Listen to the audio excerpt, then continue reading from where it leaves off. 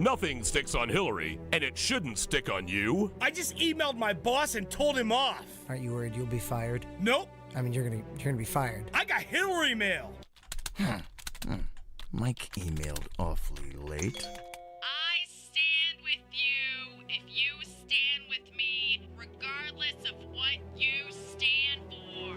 Hillary Mail, for when you just want to do whatever you want to do. Take things to a new level upon Wii with the first annual French Riviera Games. Events include cigarette smoking, depressing filmmaking, scouting, esoteric performance art, and mustache. Fun for the whole family. we will have disinterested mimes that will challenge your child's sense of existential security. And a bounce house. A special appearance by over 50 Serge Gainsbourg impersonators. And Jean Reno. Check out our Midway games and events. And Baguettes. the French Riviera Games. Where the wine flows like the river Rhone. Coming to an empty field near you. If you want to live your best life, you need to call me, Jake Barman. My life revolves around sports, but maybe yours doesn't. That's why I'm introducing the Jake Barman Betterment Program. Let's hear from a few satisfied customers. He's changed my life. His classes, they mean everything to me. Excuse me, You sorry. need something? Cheryl, I'm gonna need those reports on my desk that we talked about by 5. Do you see my lips move? I am talking to I'm sorry, I a didn't realize friend. that you were talking to Can't someone. you see I'm talking to someone? But don't take my word for it. Jake's teachings really helped me process the death of my grandfather. Here we are to honor this man who loved immensely, who held tightly, who caressed Hey, gently. come on. Is this a wake or a wake me up? Wrap it up.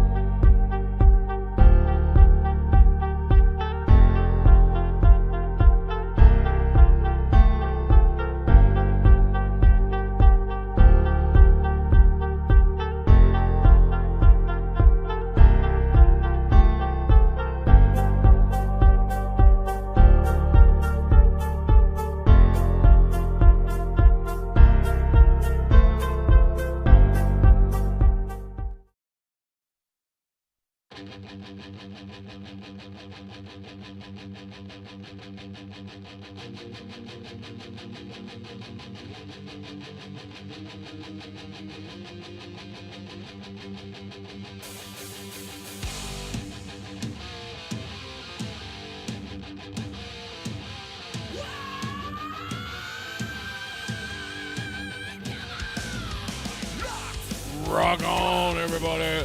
Welcome to another exciting, explosive edition, episode, whatever the fuck this is, of Owen and Dirk's Pop Culture Radio. Yay! It's weird when people join in with me. How do you turn it on like that out of nowhere? I don't know. So subdued, and then the mic comes on. You're like, "Let's go!" It did take a lot out of me, but Do some shots, bro. Let's go. that sexy voice you hear over there is Bushy, the bearded wonder, Mwah. who got a haircut, and He's got a haircut. and you also got your beard trimmed, right, or lined out or something. I just lined out with the haircut. God damn, it looks good. I'm telling you, that straight razor at the Spanish barbers, man, they hook you up. You know I got a straight razor, right? But you're not a Spanish barber. No, I'm not. I do shave my head with it though. I've got a not so straight. And, razor. every now and again you see some cuts, but no, I can shave my whole head with a straight razor. Yeah, yours always looks good. I do that shit like cowboy shit. You know what I mean? I'm slightly OCD. I would notice if you had like that spare patch that you missed or something. And I've never seen you with a straight hair. That happens sometimes too. I It depends stare on your how head drunk I am when I constantly. shave my head. How much hair do you have actually? Just on the sides? No, I got What do you hair got all on the over. sides? You have hair on the top too? It's like the state of Florida. I got Okeechobee right here, and then the peninsula. Okay, all right. I kind of like to see that one of these days. You need to grow it out a little bit. Yeah, you're never gonna have to. Yeah. You should go as like Friar Tuck for I have Halloween. been. Hold on. So, true story. I have been shaving my head now for longer than I haven't been shaving my head. Wow, yeah. Hell yeah. So you started like I've been 15? shaving my head since 1998. I was 20 at the time. She get a sticker that says I'm that. 47 now. I've been shaving my head for 27 years. Shaved since I 1998. want to be driving behind somebody and see a bumper sticker that says, "I've been shaving my head since 1998.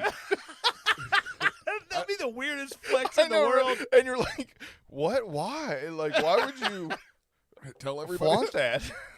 I don't It's know. like, how much did you pay at Vistaprint for that sticker? I don't know if you can tell. I gave up on like combing my hair today. The kids will take that out of you, man. I mean, I love my life, but I'm also very exhausted and tired all You look the like time. crazy Elvis. I like Crazy Elvis. I feel like crazy Elvis sometimes. It's like your headphones just landed in a fucking crop circle. And it just like created this band and then everything just poofed up around it. you know, it's a beautiful curse, and I'd rather have. I mean, would you, if you could trade your hair for something like this? Would you do it? You're like No. goth No? Johnny Bravo. I don't know, man. I didn't start shaving my head because I was going bald. I started shaving my head because I liked the look. Yeah, And then when I you started look good with a shaved when I head. started going bald, it was just less time shaving. Yeah. I was like, oh man, Mother Nature's making this shit easier. It was And maybe another 20 years ago, I won't have to shave my ass. That's funny. It just kept receding down my back. Hopefully. Oh, that'd be great if all my body hair just fell out. I hate body hair. If only you took a picture every day of your life, you'd see like this migration of hair going down your neck, down your back. You know, It would look like the tide going out. My dream is to be like a hairless cat. just with a beard, no hair ever. But you can't be. Can you be PCR Bush with no hair? Sure, why not? I identify as bushy. You know, someday he'll probably get on chemo and he'll be hairless Bush. Well, I could say I've been hairier for longer than I've been hairless, so I'd still have that claim. I get a bumper sticker that said that. Hairy since 1984. You want my Vistaprint discount? Yeah. As long as it's stuck to your car in some way, it's proof. You know, so. Right. The hair or the sticker? Both. Oh man, we should have fucking when you shaved your beard that night on the show. We should have fucking saved that hair and made a fucking bumper sticker, and it would just stick it to my. I'll just stick it to. I'd put it like a mustache on the front of my car. Who says we didn't save it? Oh, is there still some around? I have it all taped to a broom, and it sits in my closet. Okay. And I talk to it like it's broom bushy. Are you fucking kidding me? No, I'm not. I mean, yes, I am. I mean, Yeah, okay. You'd be number 3. I thought for sure I threw that fucking shit in the garbage. You did. I thought everybody saved my beard hair and talked to. No, because here's the Everybody does? no. Here's the part that's fucked up about it, right? So that fucking beard I had that fucking casserole tray Just sitting in here. Yeah, it was sitting in this room. And what was funny is I left it in here. I didn't think anything of it. And I come in, edit the podcast. I'm like, oh, yeah, that's Bushy's beard over there in that fucking tray. I need to get rid of it. Edit the podcast, post everything. Didn't think of it. Come back in like 3 days later. I'm like, this room smells like Bushy. No. That's not a bad thing. I'm not saying you smell bad. You don't smell bad. But it just smelled like Bushy was here. He smells like tacos. That's weird. Yeah. And then when My I tried essence was still when I in my tried to beard. throw the fucking beard out because you used honey You to stick it cried? to your fucking face. No, it was beard and honey. It was like a Amish dessert or something. And like I had to scoop it out. Like it's a facial hair. It's not like you shaved your pubes into it or something. But it was weird. It was all stuck to the thing. Yeah, it was crazy. Is that the first time you ever had to do that? Dispose of somebody else's beard? And honey beard. I think so. Yeah. I mean, aside from people you live with, because I've had to clean the drain out before, and I know that Right. wasn't my hair. I don't need to be Sherlock Holmes to know that wasn't my hair.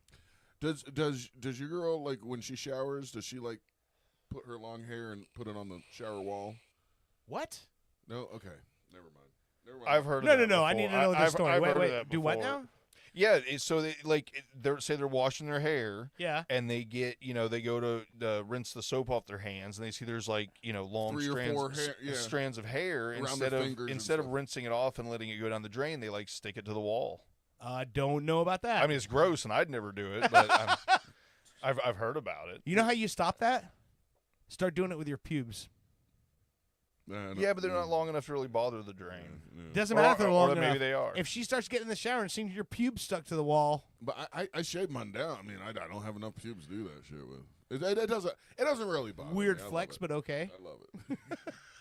No, like I said, it's common. I don't even know why I've heard of it before, but I've definitely heard of it before more than once. Yeah, it's just the thing.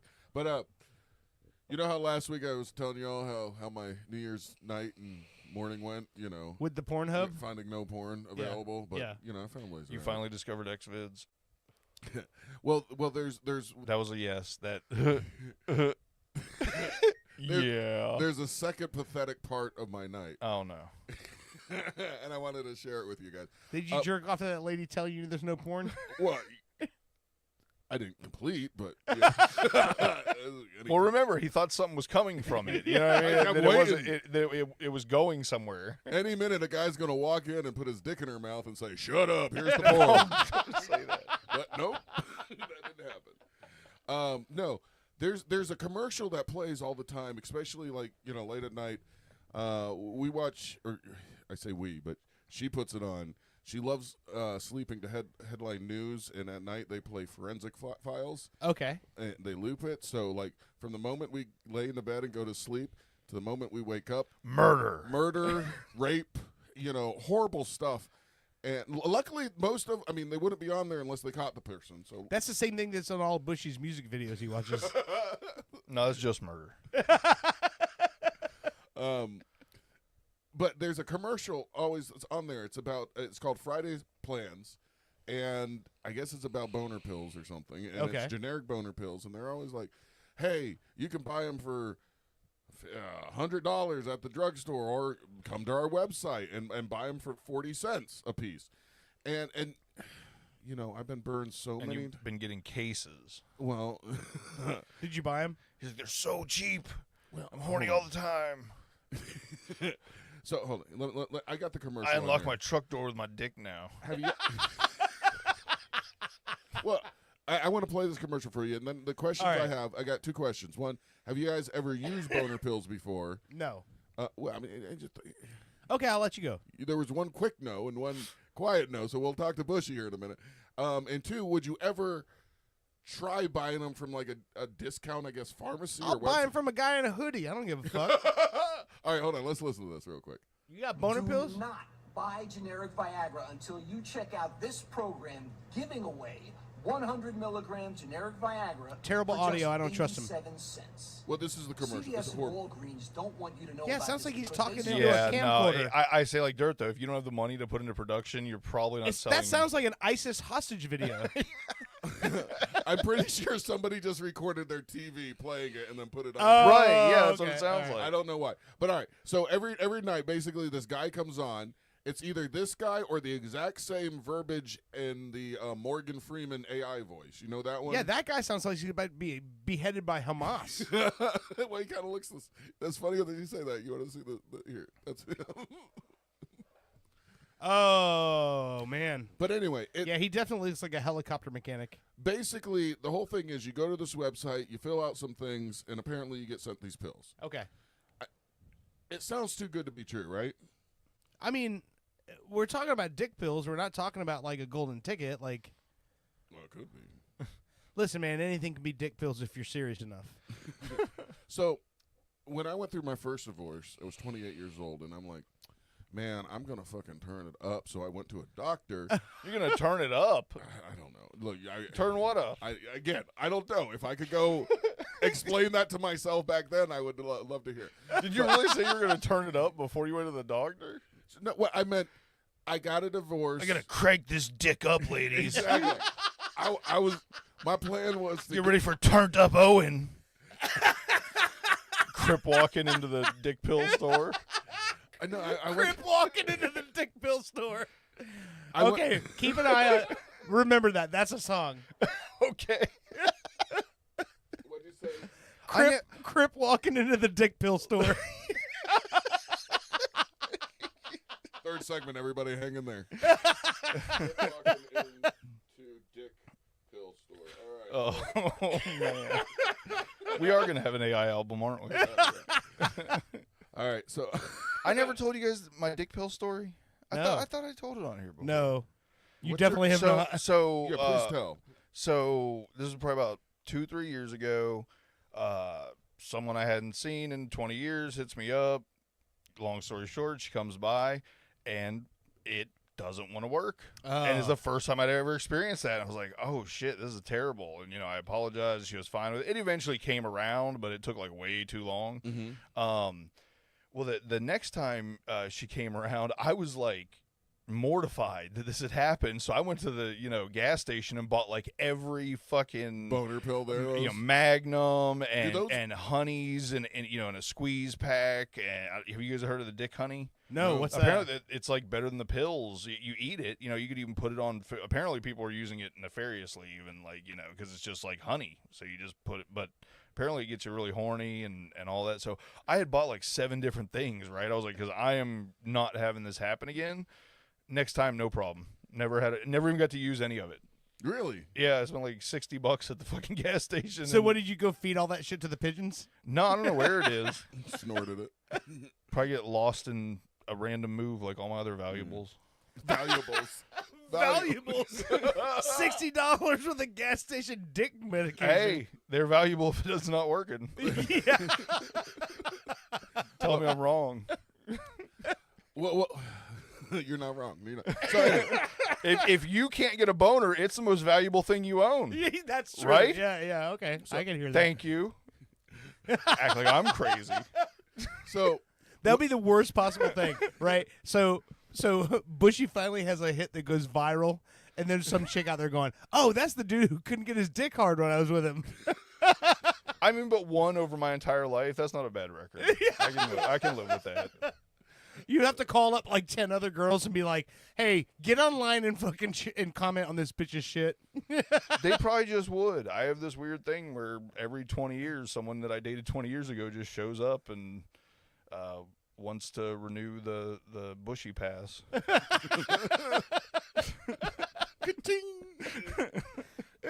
I figure that doesn't mean I'm bad. Right? like, I don't think anybody 20 years either that or I'm at the very end of the line of everybody. What I mean? So, I don't know. It's one or the other. Around. A whole bunch of people have new numbers now. You're like, man, Bushy's got the same number he had in high school. God damn it. Do you? Nah. No. Close. Do you have a home phone? Well, because I always had my own businesses, handyman, construction, tile, all that stuff. I've tried to keep the same number because next thing you know, 5-10 years, sometimes out of nowhere, they're like, "Hey, we need someone for this job," and I'm like, "Okay." Handyman. That would be my dick pill delivery name. Handyman. No. Will you just show up and jerk off in front of people? I didn't. The think handyman can. I meant like, here's your. Never mind. Here's your handy. No, all right. So back in the day when I was like 28, went through my first divorce, I went to the doctor, like, my general doctor or whatever. And I was like, I hear about all these people getting dick pills, no, they don't really need it and they have fun with it. So you called it dick pills to your doctor? No. I went in there and like he gave me my regular exam. He's like, "You're good to go." And I'm like, "Okay, but." Well, this is turned up Owen. So he walked in, he fucking daps him down. "Hey, what's up, dog? What's up, bro? I've been hearing these dick pills. What's up?" Well, no. How do you ask your doctor, "Can I get some boner pills?" when you don't really need them? Well, first of all, we are all in our 40s. Now, yes. All you have to do is just go, "Well, getting a little older, some things don't work like they used to," and the doctor's like, "I got you, bro." All right, so but he's the. I'm about to say, now. you think any doctor is going to be like, "No, I bet you still do get boners. You're not.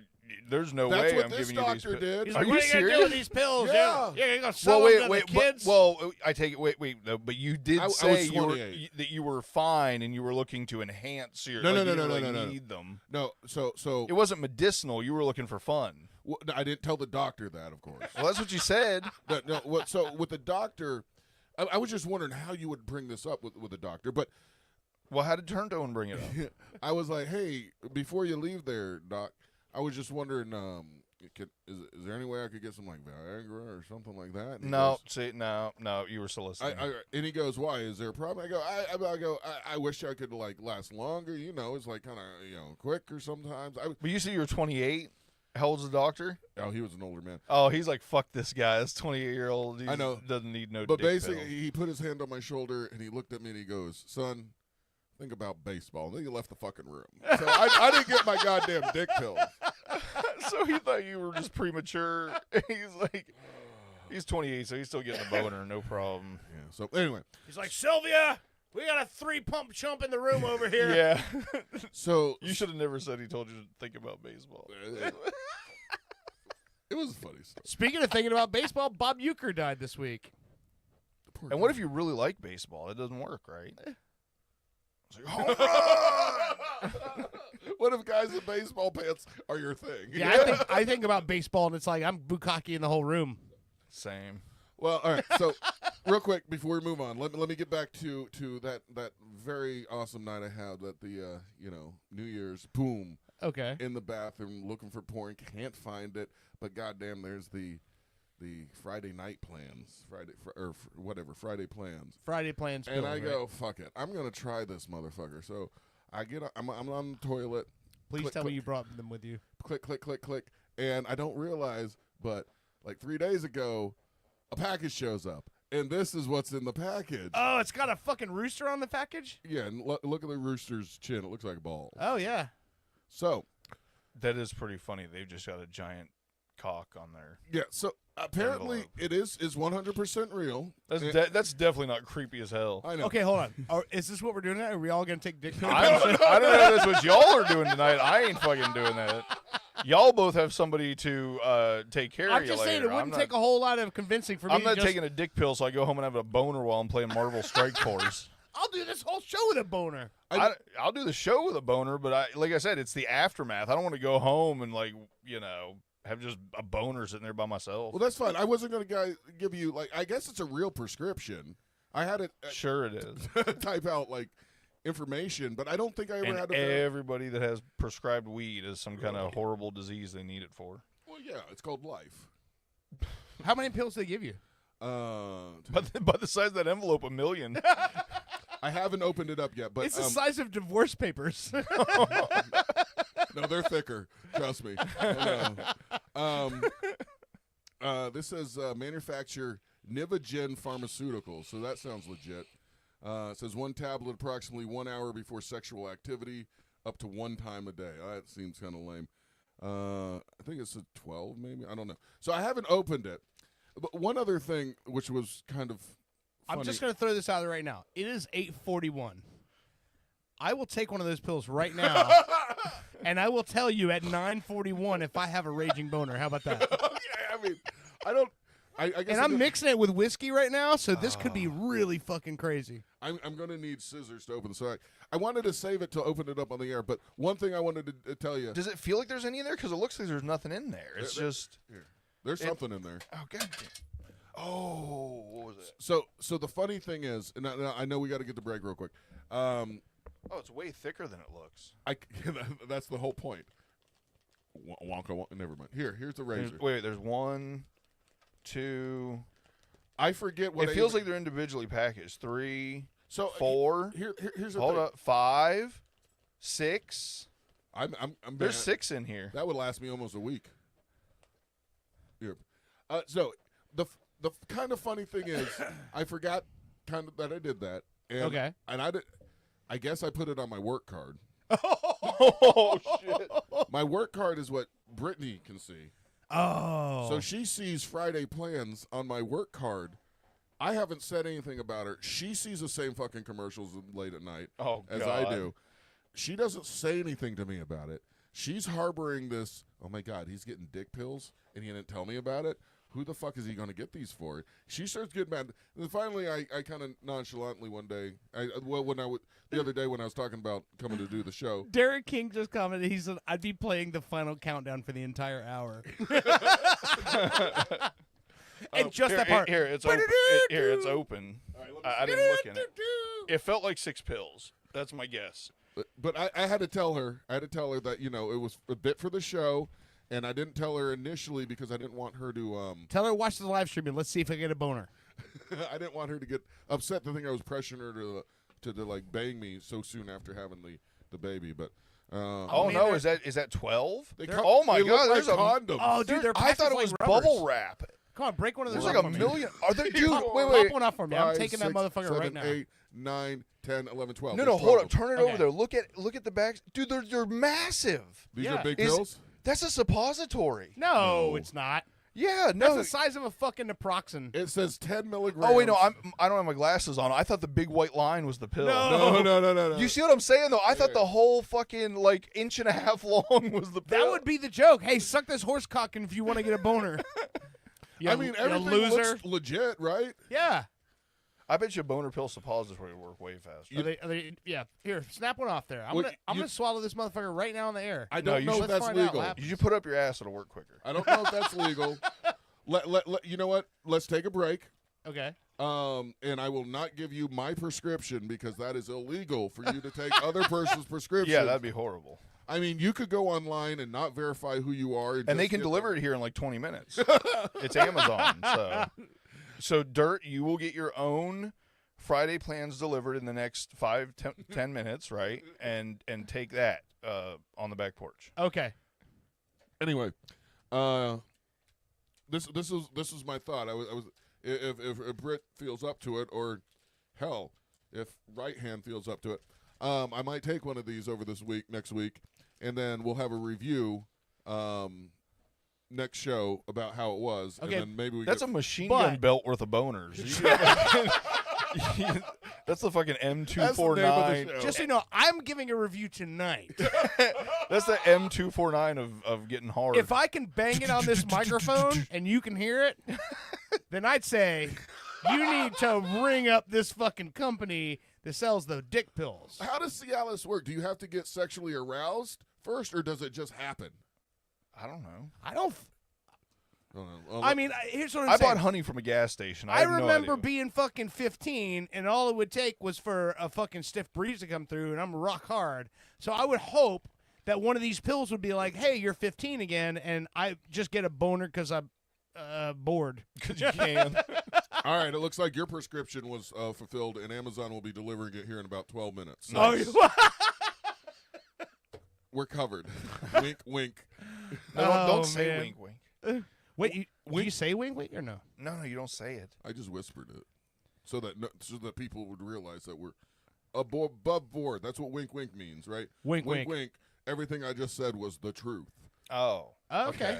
I didn't know that's how it works. But That's like in the rap video when they're like, all this is just for show. These are all props. These are definitely not real guns. Don't check the serial numbers, FBI. And if I Brittany, definitely don't got no fur coats out back that ain't been fucking counted for.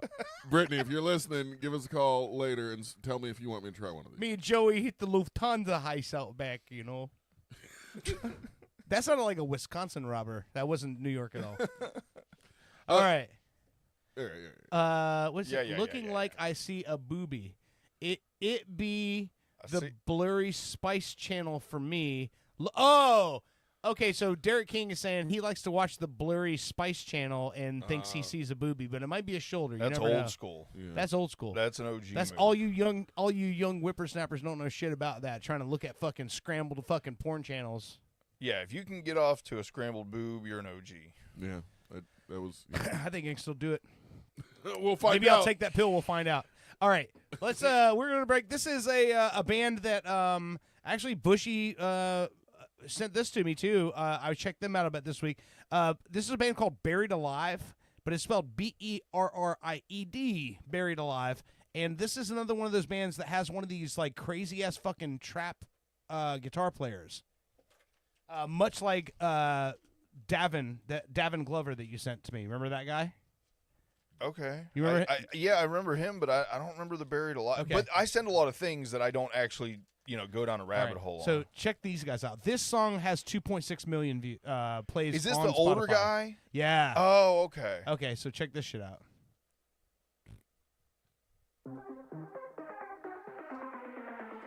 It's trap music, but with guitars. It's crazy.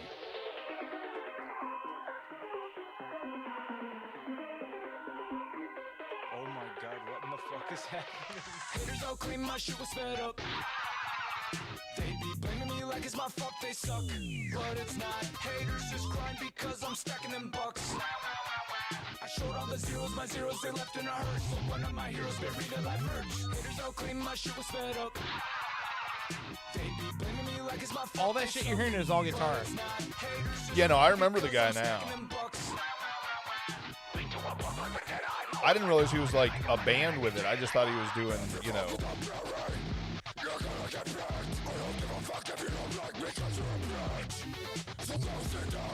I love the fact it sounds like 8-bit video games. Yeah.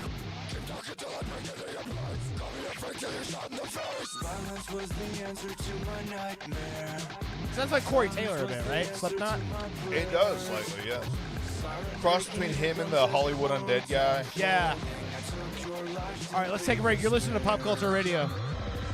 They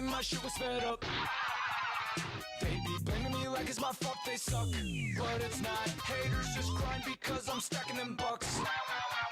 I showed all the zeros, my zeros they left in a hearse. So one of my heroes buried alive merch. Haters don't claim my shit was fed up.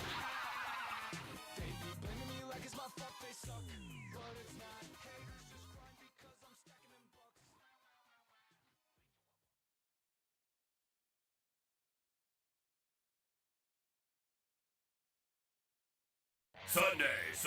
Sunday, we bring you the first politically correct monster truck rally. Unless, of course, you find that to be inconvenient, in which case we'll have a matinee on Tuesday.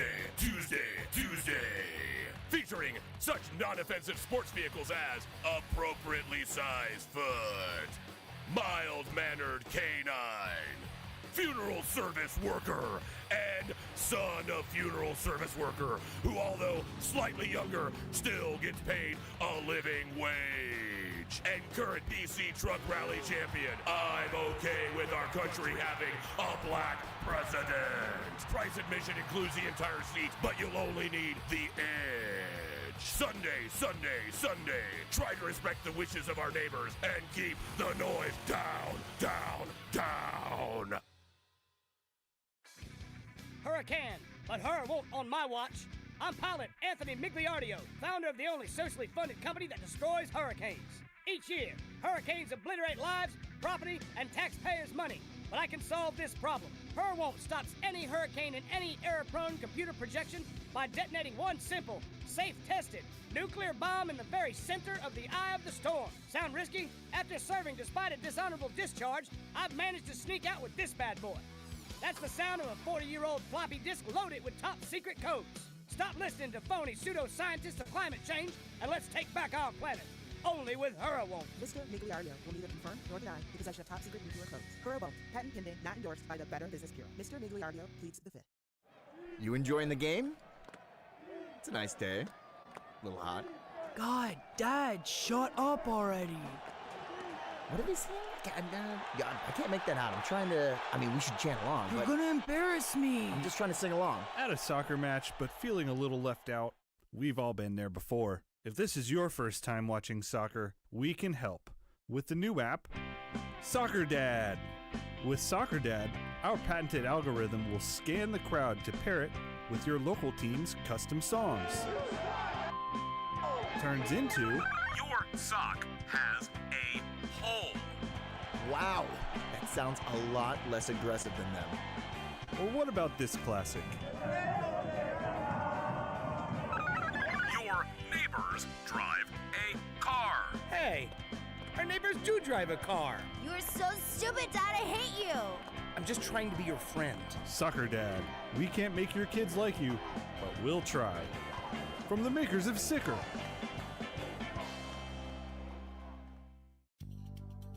We've all been there.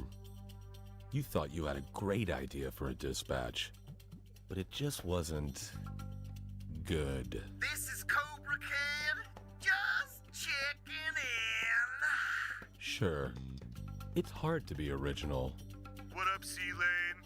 Sabrina, I love you, duh. Sean, you're a dick. You try writing a joke while you're using a weed whacker. I damn near killed him. Can I get a magnet? Embrace the fellowship of the 95%ers support group. Wiggle, wiggle, pop, pop. Remember, you are the 95%. So maybe they have the problem. Tonight at 9 on Orlando's Super TV 3. She's a nun with a secret past. I must confess, I've never ever taken confession, never. He's a 12-year-old genius who plays by his own rules. Oh, DDoS hack of NORAD? Child's play. First, soccer practice. Together, they are Penguin and the Rookie. It's never gonna work, Rookie. That's what my mom said about birth control. Two paths, one journey, where salvation and puberty collide. Defuse the bomb already, honey. I can still catch happy hour. Chill out, you old bird. I have 15 seconds and 10 are for boobies. Start the habit. Penguin and the Rookie on Orlando's Super TV 3.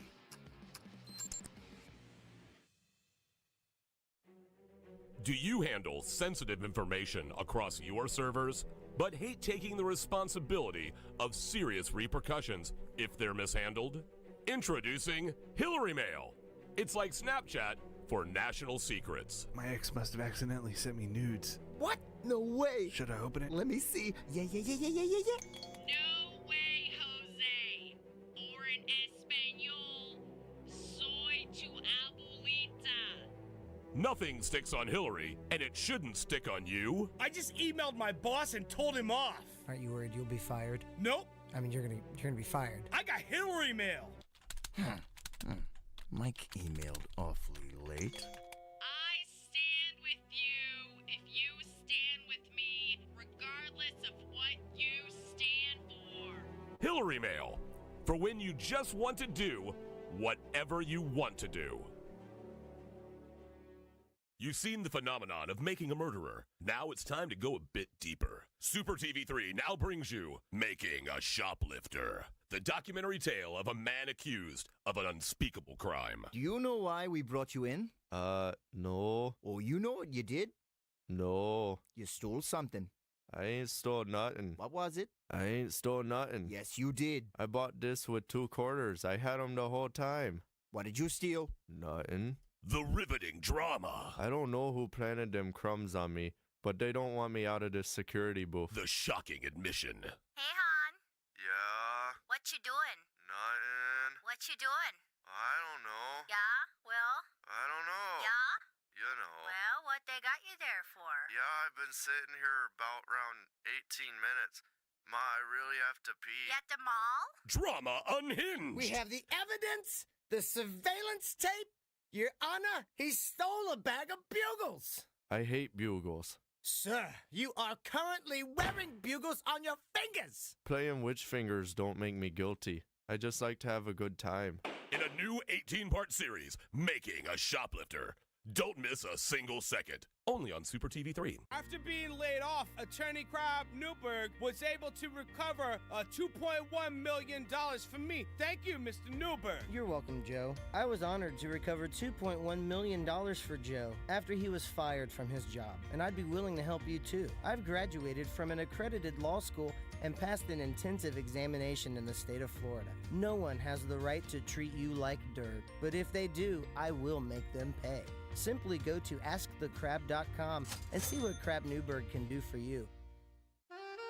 In this town, used to be you didn't have to lock your doors at night. Nowadays, you can't even leave a magnet on your car. I've seen the devil in a man's eye before. Have you or anyone you know been scarred by magnet theft? Well, you know, I sure wish there was somebody we could trust, you see. Well, then you called the right number. The safe recovery of your magnet gets my ticker thumping. I'm Magnet PI, and I won't sleep until you can.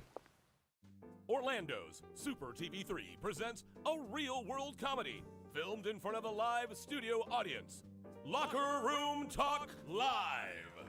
Let's see what the boys get themselves into this week. Make sure there's plenty of towels in there for when the racquete ball game is over with. We gotta mop the shower real good this week. I know they go and pee in there. That's not pee, though. That not pee, though? Hey, I just checked my 401k on the way down here. I'm rolling in it. Rolling in it, Bobby. I bet you let me grab him by the p***, huh? Yowza!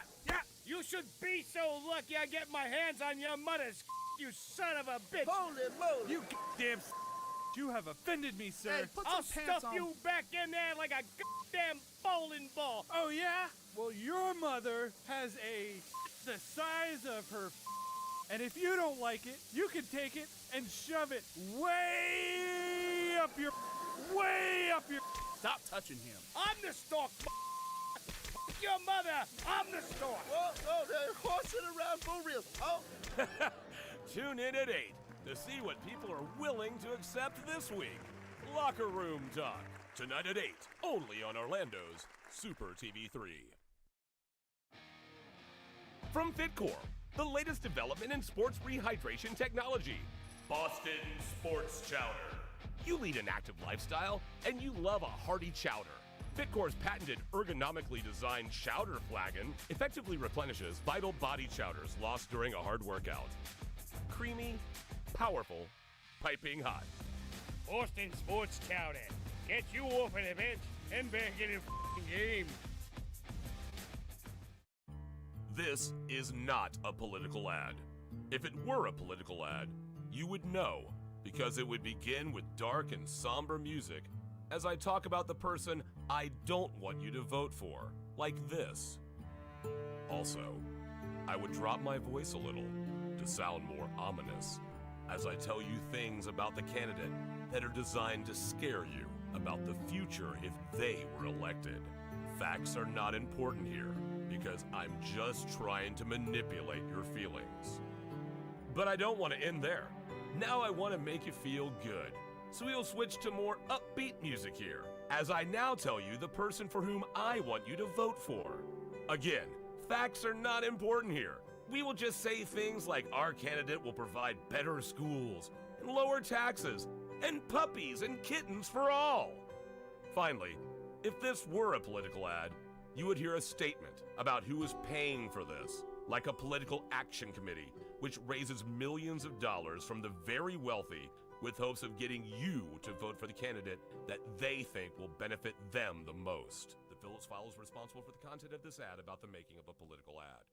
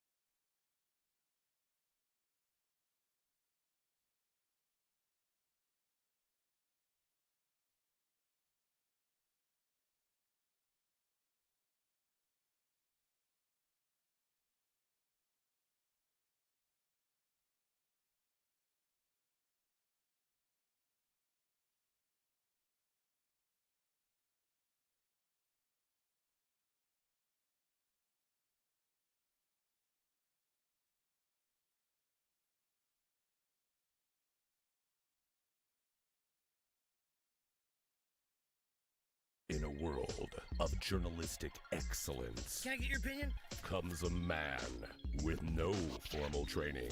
How do you feel about Crap Newberg? This is Fritz on the Street.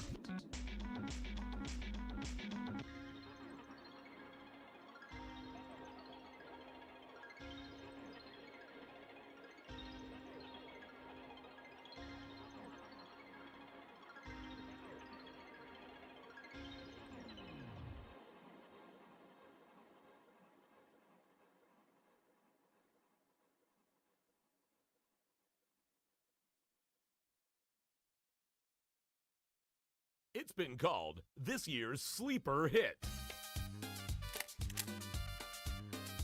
Prime time tomorrow on Orlando's Super TV3. Where's the girl, Miero? I'm afraid you'll have to try a little harder, Hernandez. Where did you pull her? She's too big to fit in these drawers. And she's made of bony skin, not invisible matter. So I know she cannot be standing right here. Very clever, detective. But not clever enough. ¿Por qué, Miero? She's just a girl. A closet-sized girl. Dios mío, there's a closet door right here. Oh, no. No, don't open that door! Carrie DeLipschitz and Jim Mahoney star in Milfana Hernandez, Detective MILF. Only on Orlando's Super TV3. Life's not fair! Have you felt neglected? Have your needs been denied? We are currently bringing a class action lawsuit against the news junkie. Have you been denied any of the following? Magnet, shirt, bumper sticker, $50 gift card, badge, chat room impunity, live trivia complaints, self-validation. Or otherwise. If you've been wronged, please don't delay. Take back what should have been yours. Join the ASCII class action lawsuit today.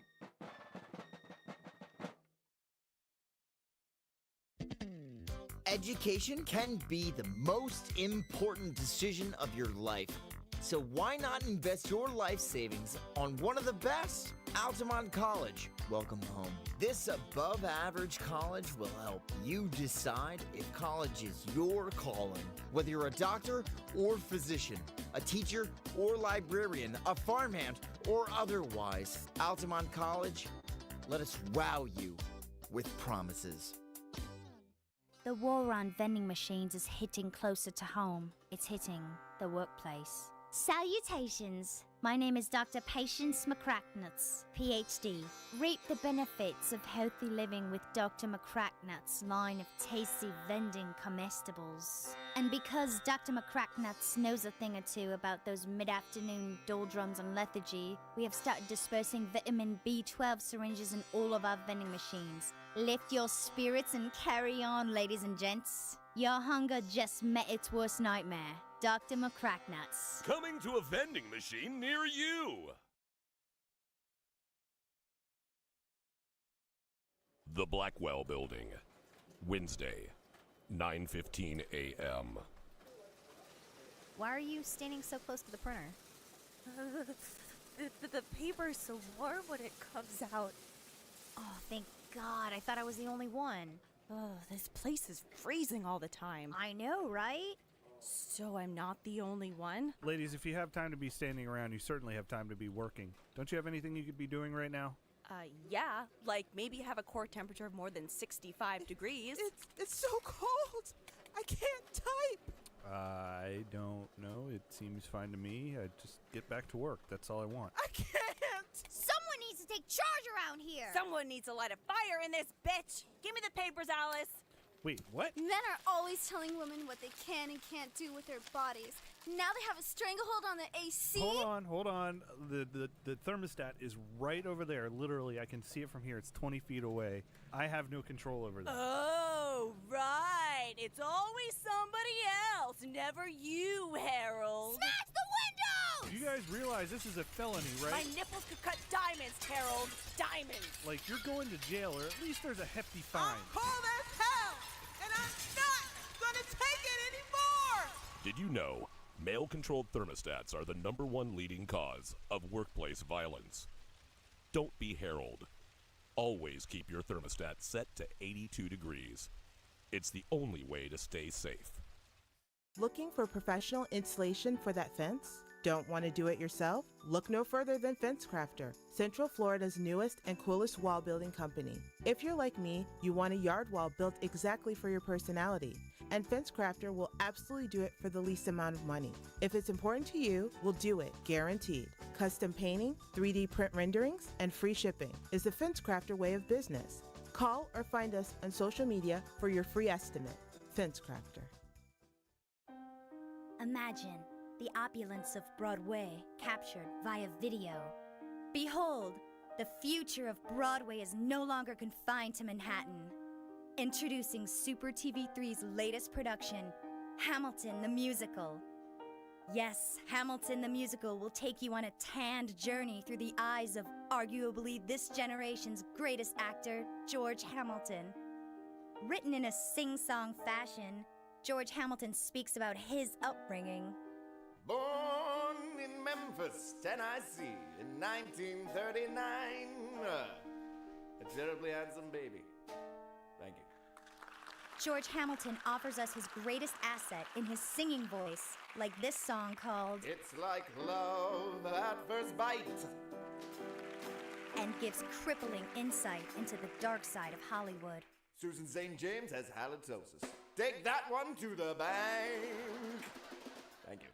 George Hamilton is George Hamilton in Hamilton the Musical. And I says to him, I says, you know, I was in The Godfather. The bad one. Kentucky Fried Chicken in my hand, in my mouth, and in my hand. Only on Orlando's Super TV 3. Builder's Blocks! Hey, I'm Shay, owner of Builder's Blocks. We get it. January? New Year's resolutions? No one has time for that. Right now at Builder's Blocks with a Z, Central Florida's most ripped gym, we pay you. We literally will pay you and you won't have to work. It's simple. Join and bring 2 friends. Sound easy? It is. We'll even pay you more if those friends bring friends. Stay swole with the pros, only at Builder's Blocks. Discounts of pre-approved groups of 5 or more. Hey, I'm world-famous radio personality, Pinkman. You may remember me from your radio. I'm here to tell you about the newest app craze. It's called Pinky Man Go. Using the power of augmented reality, Pinky Man Go allows you to find real-life objects in the real world. Wow. I got loose changes. It was under the couch. Nice. You can trade that in for Pinky points, and then I can buy chips. Phone chargeroo? Oh my god! It was just there. You just unlocked a side quest. Now go find my phone. Okay. Guys, I just found Carkeezy. Perfect. I'm late for work anyway. Everyone get out of my apartment. Douchebags. Pinky Man Go! I love Pinky Mango. From the makers of Sicker.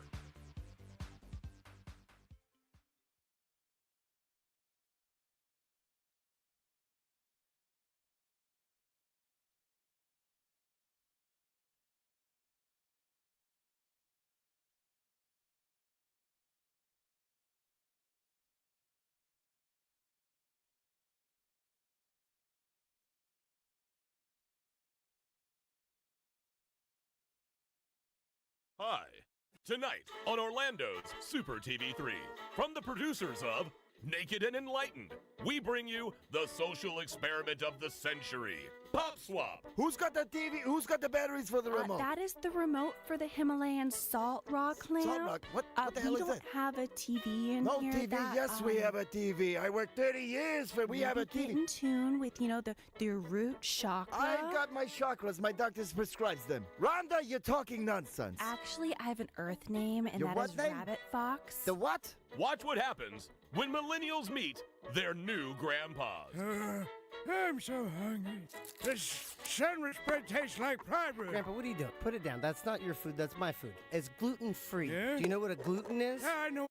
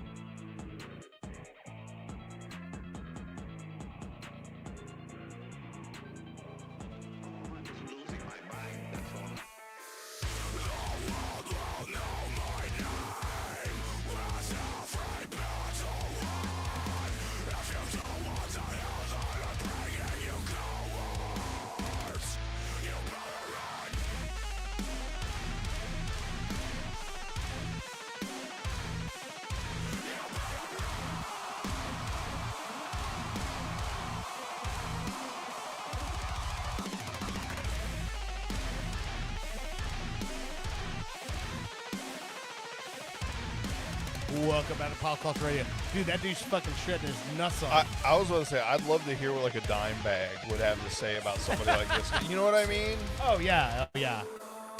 Because Dimebag elevated sure. the game, and then like this seems to be that next level, right? Like it's like every guitar player at some point that has like that sort of I don't know, that sort of like you're trying to take it up a notch. It's generational. Yeah. It's just like basketball, right? So it's why I can't get on video game leaderboards. You get a guy like Dr. J comes along. That Dr. J inspires Michael Jordan, then Michael Jordan inspires Kobe Bryant, and Kobe Bryant inspires LeBron James. Yep. And there's no way you can make that argument on who's the GOAT because each guy comes along and takes that guy's fucking skill set and then steps it up a notch. Yep. And that's how guitar playing and music in general is. I mean, think about just music in general, right? So there was a time when Grandmaster Flash and Run DMC were like the absolute shit for hip-hop. And then you look at where it went after that, and it's like it branched off into different genres and different styles, and everybody does something different, you know? Yeah. Who is this again? Buried Alive. And it's spelled like buried, like B-E-R-R-I-E-D, like bury, like... From accounting. Not Barry from accounting, like Barry, like member berries, you know, South Park reference, but like a smoothie, like a strawberry, like or raspberry. It's like the smoothie of rock. The smoothie of rock. Oh, that's great. All right, thank you guys for listening tonight. We're not halfway done yet. But I want you guys to hang in there. We're going to talk to somebody who has a brand new hit song. I'll say that it's blowing up, I guess, on some kind of chart. I don't know. I don't even know how music is rated anymore. I mean, how do they are there charts anymore? I mean, there are, but it's only for like the elite. Well, stick in there. After we talk to this gentleman, we're going to be talking something more about commercials. I talked about the Dick Pills commercials earlier. But Bushy has seen something weird in commercials, and he wants to bring it up. So we'll go into that. Micro Wrestling. I can't say the M word. The little people it's little wrestling. People wrestling. Little yes. person. And they somehow on my algorithm on the Facebook, I got the announcement of their new lineup, and it's goddamn adorable. Wait, the name of the wrestlers? Every single wrestler they announce, they're there. They're in a line. And they go down the line like it's somebody's damn family kids, and they all introduce themselves and kind of say their gimmick a little bit. It's tonight on Tinier Individuals. I'm Little Suplex, and I'm going to suplex you good. Stuff like that. It's so adorable. And I'm not sure if that's what they're going for. So we got that, and we got some other stuff coming on. Well, we're going to have an AI party at the end where we play some AI music. You know what we said earlier, Crip walking in a dick pill store. Crip walking in a dick pill store. Who would say that something sounds like like that? That's fucked that up. sounds like a Chris Farley thing. I generated 2 songs. One sounded like a rock song, which was meh, and then this other one was more rap. Dick pill centric. Called Rock Hard Strut. That's the name. Okay. So third segment, we try to get people Rock to Hard listen. Strut and the Rock Hard Slut.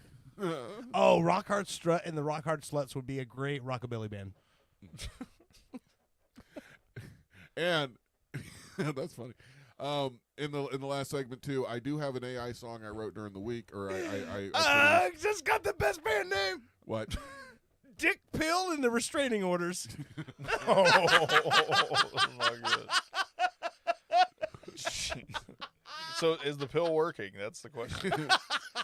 Your prescription came in while we were on break, and is your dick hard, Dirt? I like the idea of come here. Let me see. Dirt performing. It's just him by himself, and it's just a bunch of restraining orders stapled to the back of the stage. Like set lists and stage direction, but they're just restraining orders. Active.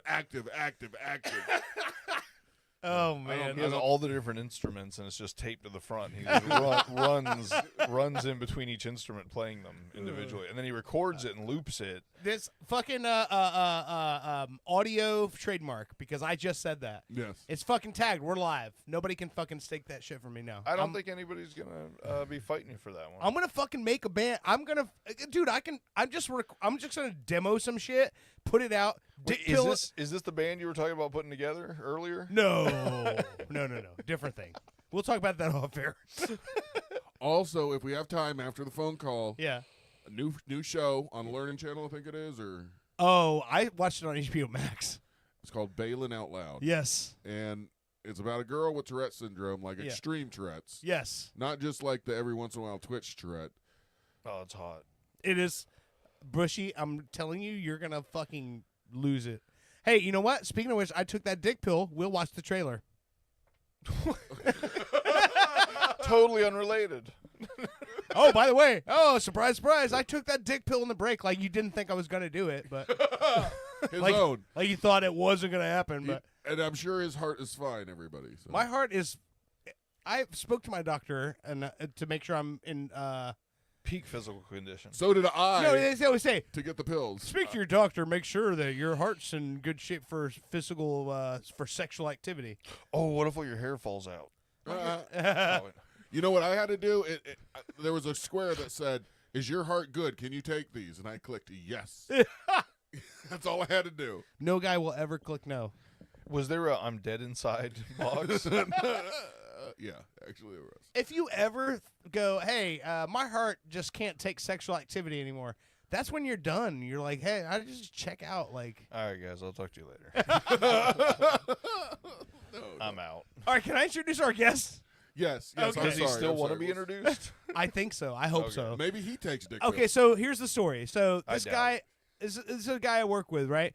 And so for a long time, from what I understand, like since he was like an early teen, he had been writing raps and writing songs as a way of like sort of like self-medicating, right? Self-stress relief and like just you got to find something that makes you feel good. Right. When And, you're not a pathetic old man, instead of jerking off with dick pills, you write raps. Yeah.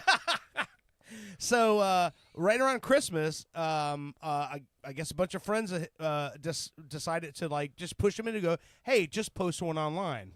And between then and now, he's gotten 3,000 plays on one of his tracks on Spotify, which, if you don't know, I've been doing this my whole fucking adult life.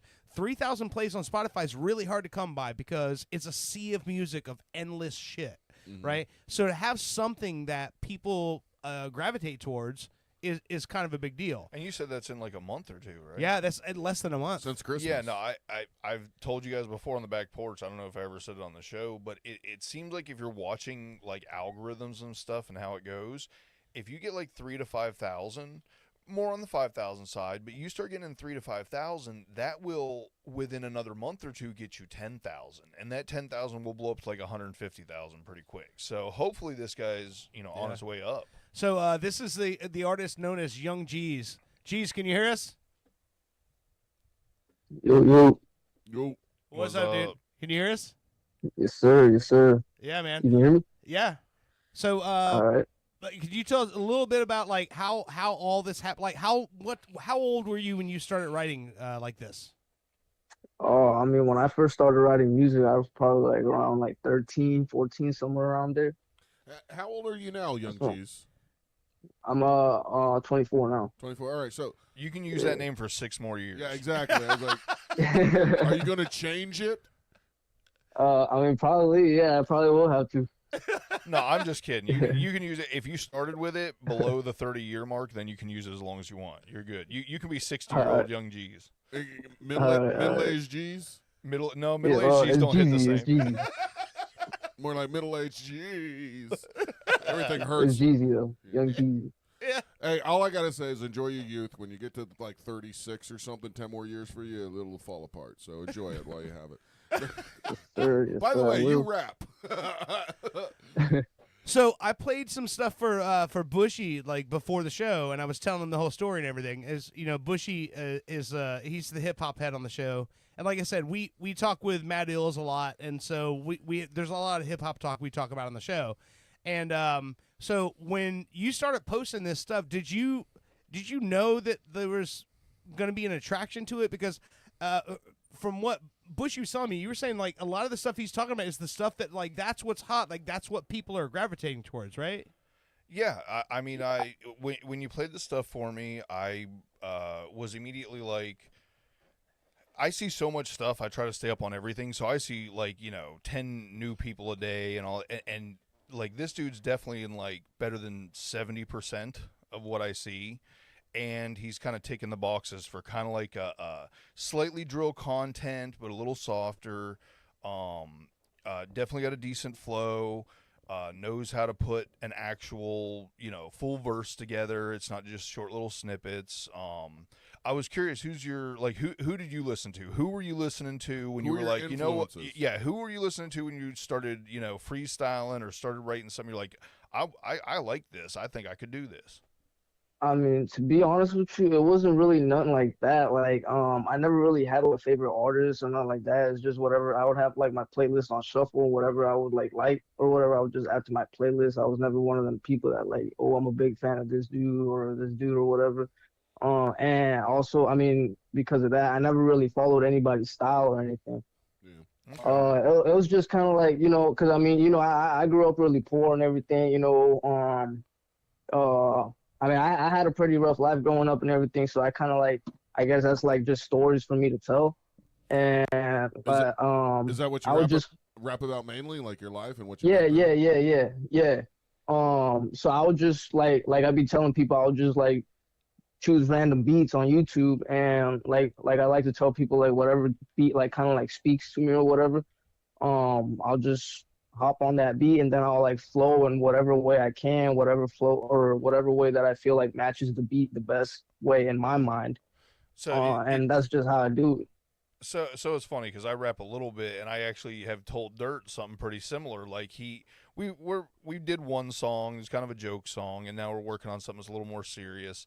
And I had like this whole track written, you know what I mean? I had like a couple verses written, and then Dirt sent me the beat, and I threw away everything I had because it just didn't make sense with the track. Like as soon as I got the track and started listening to it, it went a totally different direction.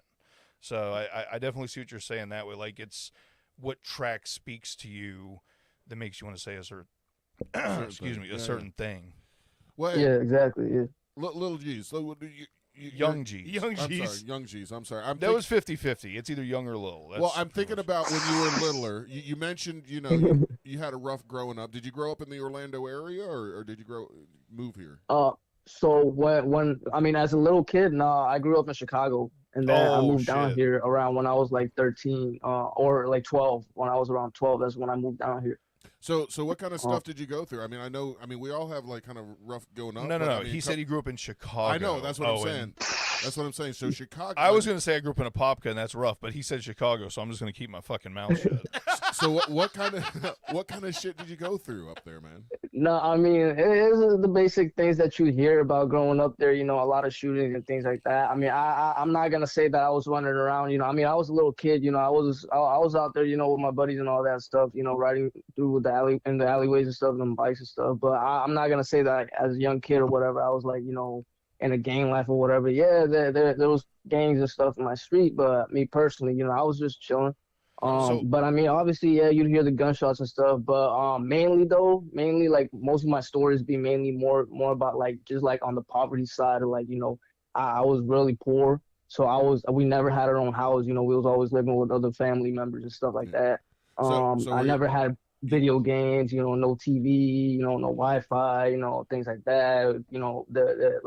Almost a lot of times we couldn't really turn the heat on, things like that. Shit, man, yeah. But some of that stuff you don't think about here in Florida because like who needs heat down here? But right, yeah, exactly. But hey, so you mentioned you lived with different family members and stuff. Your mom and dad not around? Because I kind of have the same. Oh well. No, as in like me and my mama would like live with different family members and stuff, like living up in Chicago. My father, he's been deceased since I was a little kid. Yeah. So I grew up with no father. I'm with you. My dad died when I was 8, so that kind of fucking sucked. And that really does change your childhood. I mean, it erases your childhood more or less, and you have to grow up real quickly. And then I can't imagine. Well, no, he died when I was around like I think like a baby still. So like I really young. I didn't really Well, yeah. I mean, it's not easy no matter what age you are. So all right. So you got a little trauma there in your life, and you get down here to Florida, and you decide, hey, I got to get this out of me. So you start writing when you came to Florida, or were you writing even earlier? No, yeah, that's kind of when I started. So me and my friends were kind of doing it for fun too. We would like kind of write, little diss songs here and there about like, like our friends and stuff, like, or school people or whatever, but just for fun or whatever.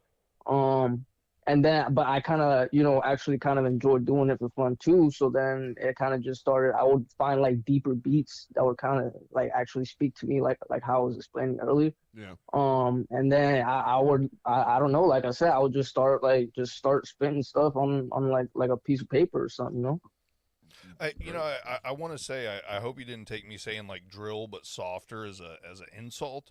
I was thinking more like you're good. I was thinking more like you kind of remind me like a and of course I'm not trying to compare you to anybody, but whoever you listen to, you're gonna go, oh, this person sounds maybe somewhat like this person.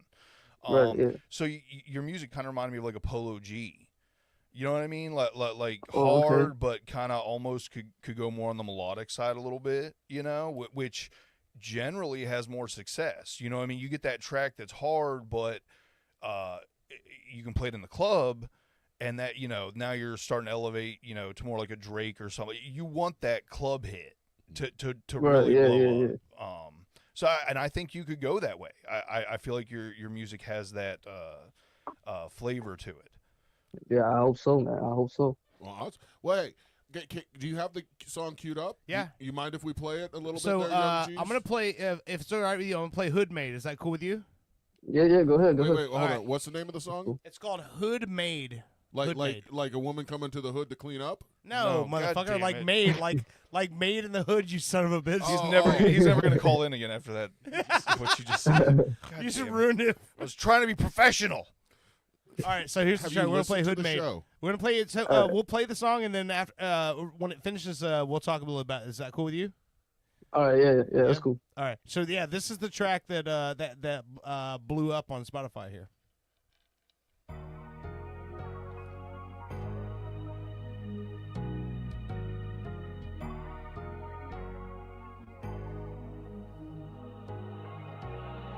Life was coming real short on me, so I had to make a move. Stay my own lane, cause I hate shit will eat you up like some food. All I ask if you make me a promise, don't be a fluke. Ain't no gangster, but I can still show you what a gangster do. I try to be like other people, but that shit wasn't for me. I come from a different world where you see murders and robberies. Doggy dog world when everyone living in poverty. Me and my homies on the stairs and we smoking a lot of weed. Only one time I quit smoking so I wouldn't catch another charge. I was on probation from when they got me my mama car. Crazy wheels riding the bus, now I done had hella cars. Open mind cause I came from nothing, but I wanna go far. Remember growing up and seeing homie laid out on the stairs. That's the type of shit that made me realize that life not fair. Had to see my homie harassed and folded up like a chair. That's the type of shit that made me realize that cops don't care.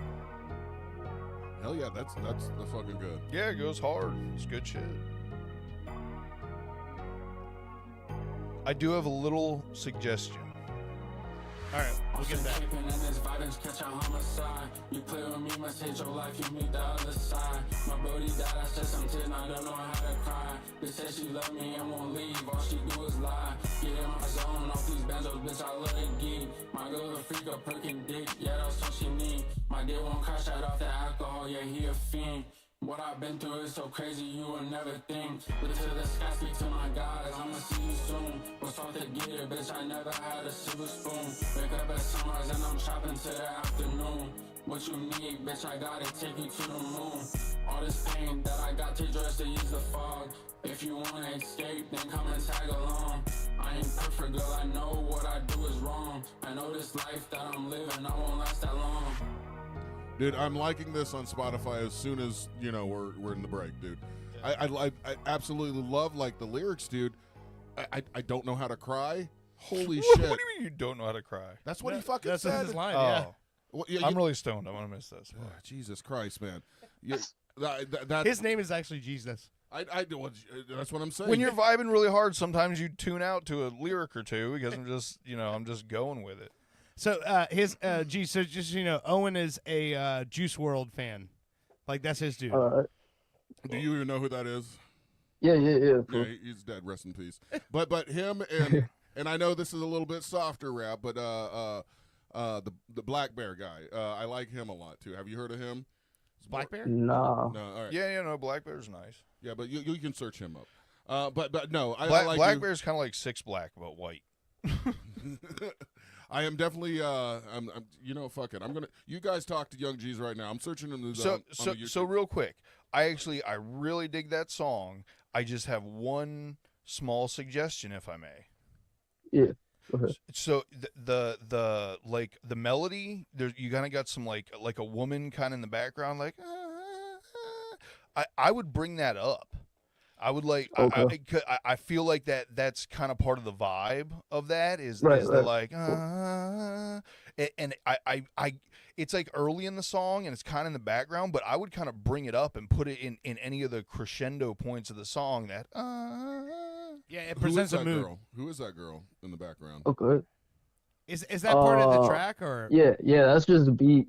Oh, just part of the beat. Oh, All man. right. Yeah, that's part of the beat. Yeah, I wouldn't know how to do it, but if you have the ability, I would kind of bring that up because I feel like it mirrors your It depends lyrics on how nice the track. and If it the puts track's rendered as one thing, then you can't really do it. I could do it. Okay. Yeah, I'd have to take the track, but I could take the track. No, but dude, some point or another, man, I want to get you to come in here and hang out sometime. Maybe we'll do a track together and shit. No, yeah, that'd be cool.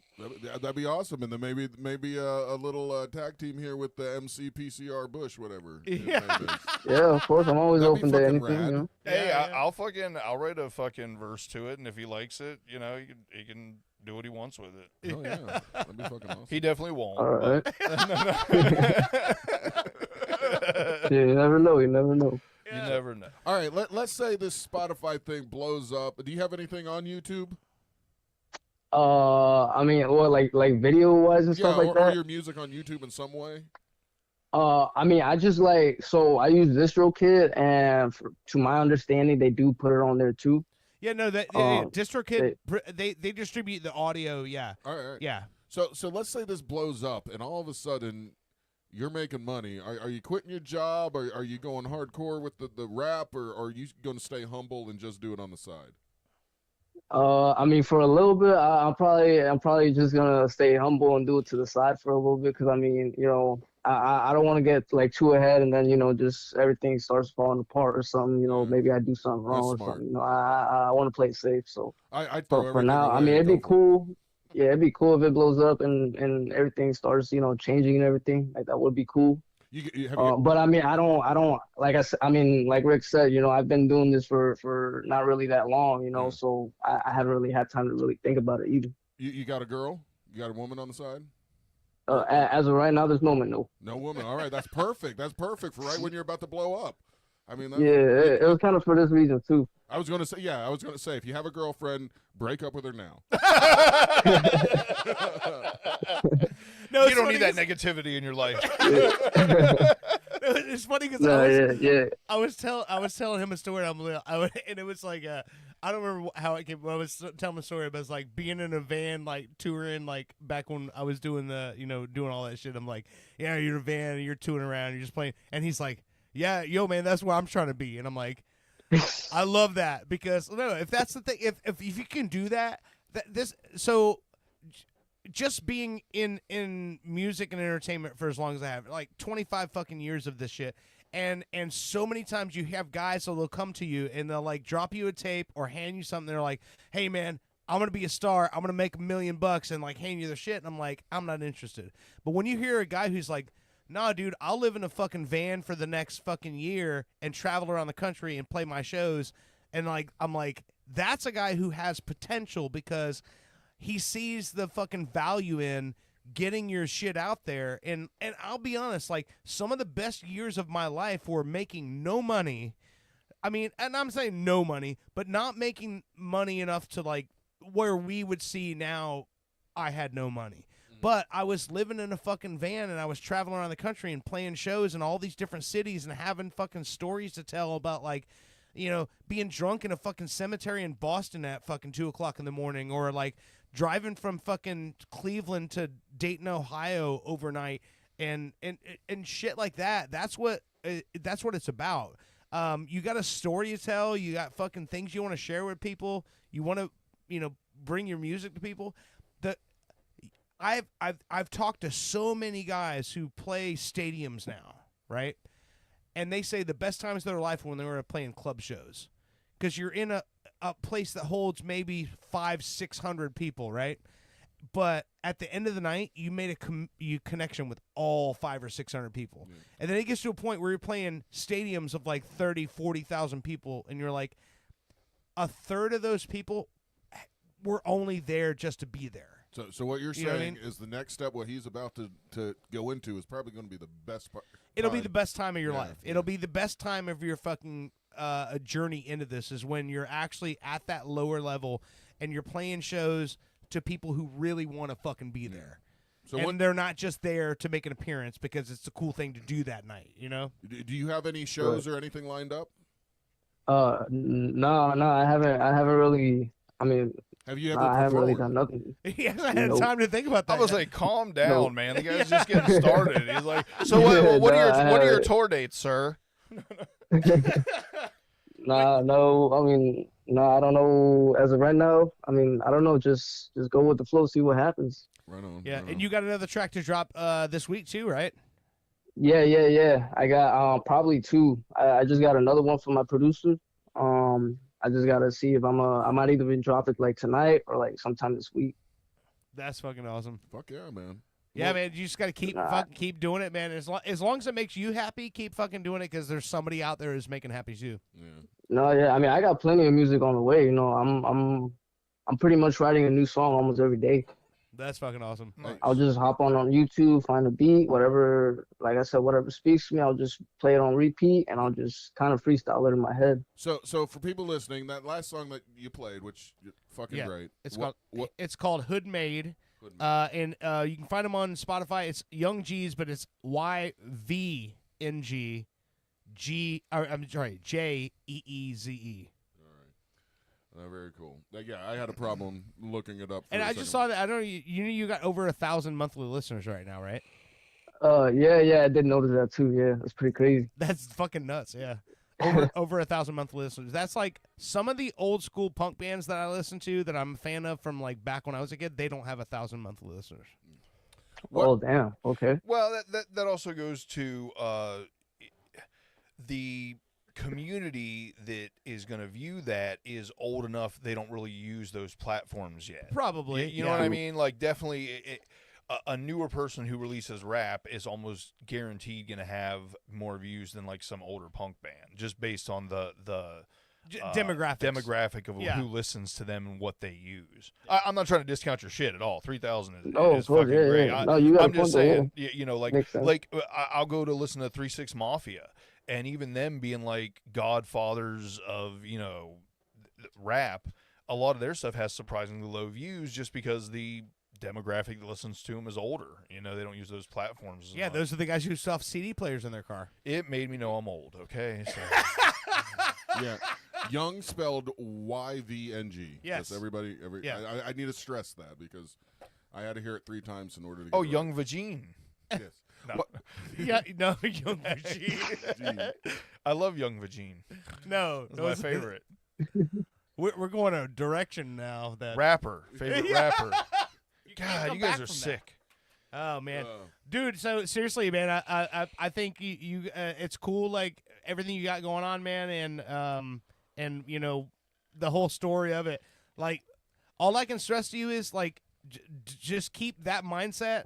And don't lose that guy, because that guy is making great music right now. So no matter how many people are jumping on your shit, just keep in mind that like the guy that you are right now is the one who's writing the great shit. So keep that don't let that dude slip away. And the other thing is, so appreciate it. You're writing from a real place, real emotions, real feelings. And just because somebody didn't have the exact same bringing up as you did, doesn't mean they don't have the same feelings and emotions that you had to deal with. And right. You're still trying to validate not living in Chicago, aren't you? Yeah, sure. I'm just saying the lyrics that I heard there were tight. Keep digging into that real spot where it comes from, that real emotion, that real life shit that you have to deal with. So a lot of people don't know how to process emotions, and like what you said, you're putting them down on paper and getting them out this way. And I'm just telling you, as another person from traumatic events, not as bad as probably what you've had to deal with, but you're hitting on a nerve there, man, and you're going to be good. So keep it up, my Appreciate it, man. Appreciate it for sure. All right. Any last words for young G's?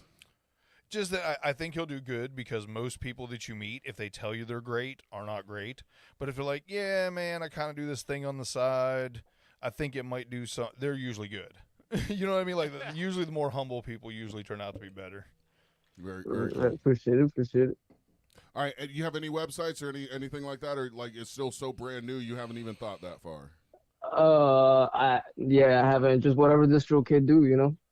DistroKid. That's yeah, man. That's the kid. Is it a real kid? No, DistroKid is. I don't know. DistroKid is this kid that just sits in his room with 12 laptops, fucking sharing everything as fast as he can. He knows his shit. DistroKid. He's 12 years old. Owen. DistroKid is a distribution company that you use to Started put by a your kid. songs out. Yeah. Started by a kid. It's 12 years old. It's a distribution service, is what it is. I got you. Yeah. All right, man, dude. Yeah, keep it up, man. Let me know whenever you got new shit coming out. We'll play it. No, for sure. Appreciate y'all. Yeah, man. All right, you have a good night. All right, yes, sir. You too. You too, buddy. All right, bye. Dude, I like what he has. That's all I'm saying. It's a fun story, man. It's just a fun idea. Like, just know, like, one day you pop some shit on the internet and it turns into something. You know. Like I said, That's what we've been trying to do for 5 years. It's decent. It's better than 70% of the new shit I've heard, you know? I think there's definitely some things you could do, maybe Dirt, with some production or whatever. But other than that, it's solid. I think it's... He's rapping from a real place, that real emotion, that rawness, that being able to be vulnerable in your lyrics is huge, and that's what I love. Yeah. And he's got more songs than just that. But I think that's the thing that sort of ties all of his songs together, is that all of his songs are from a spot of like, this is a real story I'm telling about something that happened, or real feeling I had, or conjuring up memories of something that happened in the past. And you know, how many times have I said it drives me nuts when you can tell people are rapping fake shit? Mm-hmm. Yeah. Like it's the ones you can tell that are rapping something they've experienced that comes off. Boom. Oh yeah. I love it. Oh yeah. I gotta go to the bathroom. Are you going to break? Yeah. Hold on. I'm shaking over here. Micro Wrestling has just released their full cast for 2025, and I wanted to play it because I know you're a big fan of wrestling there, Dirt, right? And I'm going to play it, and I'm going to turn it around for you. Just they go down the whole line, and just tell me if you. They're always they go so much harder than regular wrestling does. The little people. Oh yeah. All right, hold on. No, with the characters. Their characters are like, they'll literally have a character come out and be dressed as like Osama bin Laden. Like, they go hard as fuck. Yes, I know. All right, you got me turned up? Yeah. Hold on. So it's fuck me. I mean, don't, because I'm a committed. I'm man. gonna golden shower you here in a second. I don't know. Never mind. Forget it. I'll play it after the break. Maybe. Okay. All right. We'll come back with it. I don't know what's going on. This is another track from Buried Alive. This is Lime Scene. Lyme disease? Lime Scene. Oh. All right. You're listening to Pop Culture Radio. We'll be right back.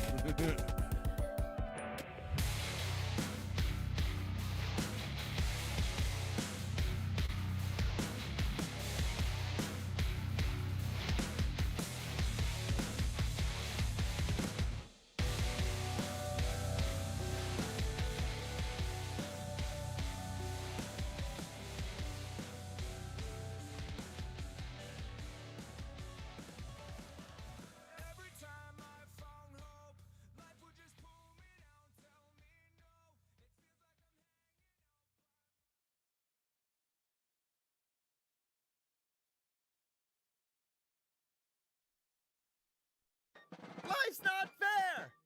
Have you felt neglected? Have your needs been denied?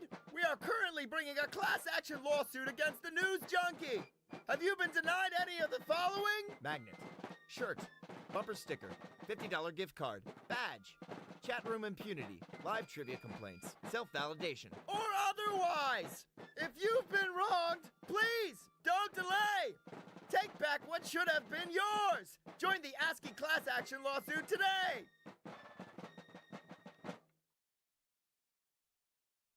For centuries, humans have pondered their place in the cosmos, waiting for proof of alien life.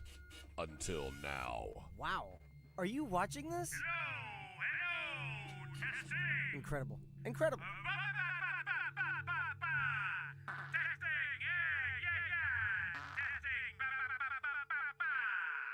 We listened. For the first time, they have made contact. We are not alone. Feels good to get this thing off this helmet, yeah? I think they just ripening it up. I've been fighting in this thing. Fighting in this thing since Pluto. You know what that smells like? Fighting in this thing, it's just recycling in my helmet here. How you doing? But were we ready? France now leaving the European Union, that makes 12. Oh, the humanity. Hey, come here, pull my finger. Come on, pull my finger. I'm cooking up some hot chili here. Come here, come on, pull my finger. I got a hot one in the tube. Come on, pull it. Hi, Mr. President. Can humanity survive? He can't be intelligent life. Had we built that damned wall. Tune in to Fartificial Intelligence, only on Orlando's Super TV 3. I'm Sergeant Barkus Clayton. In the 2 decades of my professional career in Central Florida, nothing has twisted up my gut more than the cowards who've taken the baby swans from Lake Eola. The poor mother goose calls day and night for her babies, and now she's calling me. The so-called Signet Caper is nothing more than a depraved, hollow individual seeking out the most innocent life form to torment and terrorize. I vow to track these suspects down using force if I must.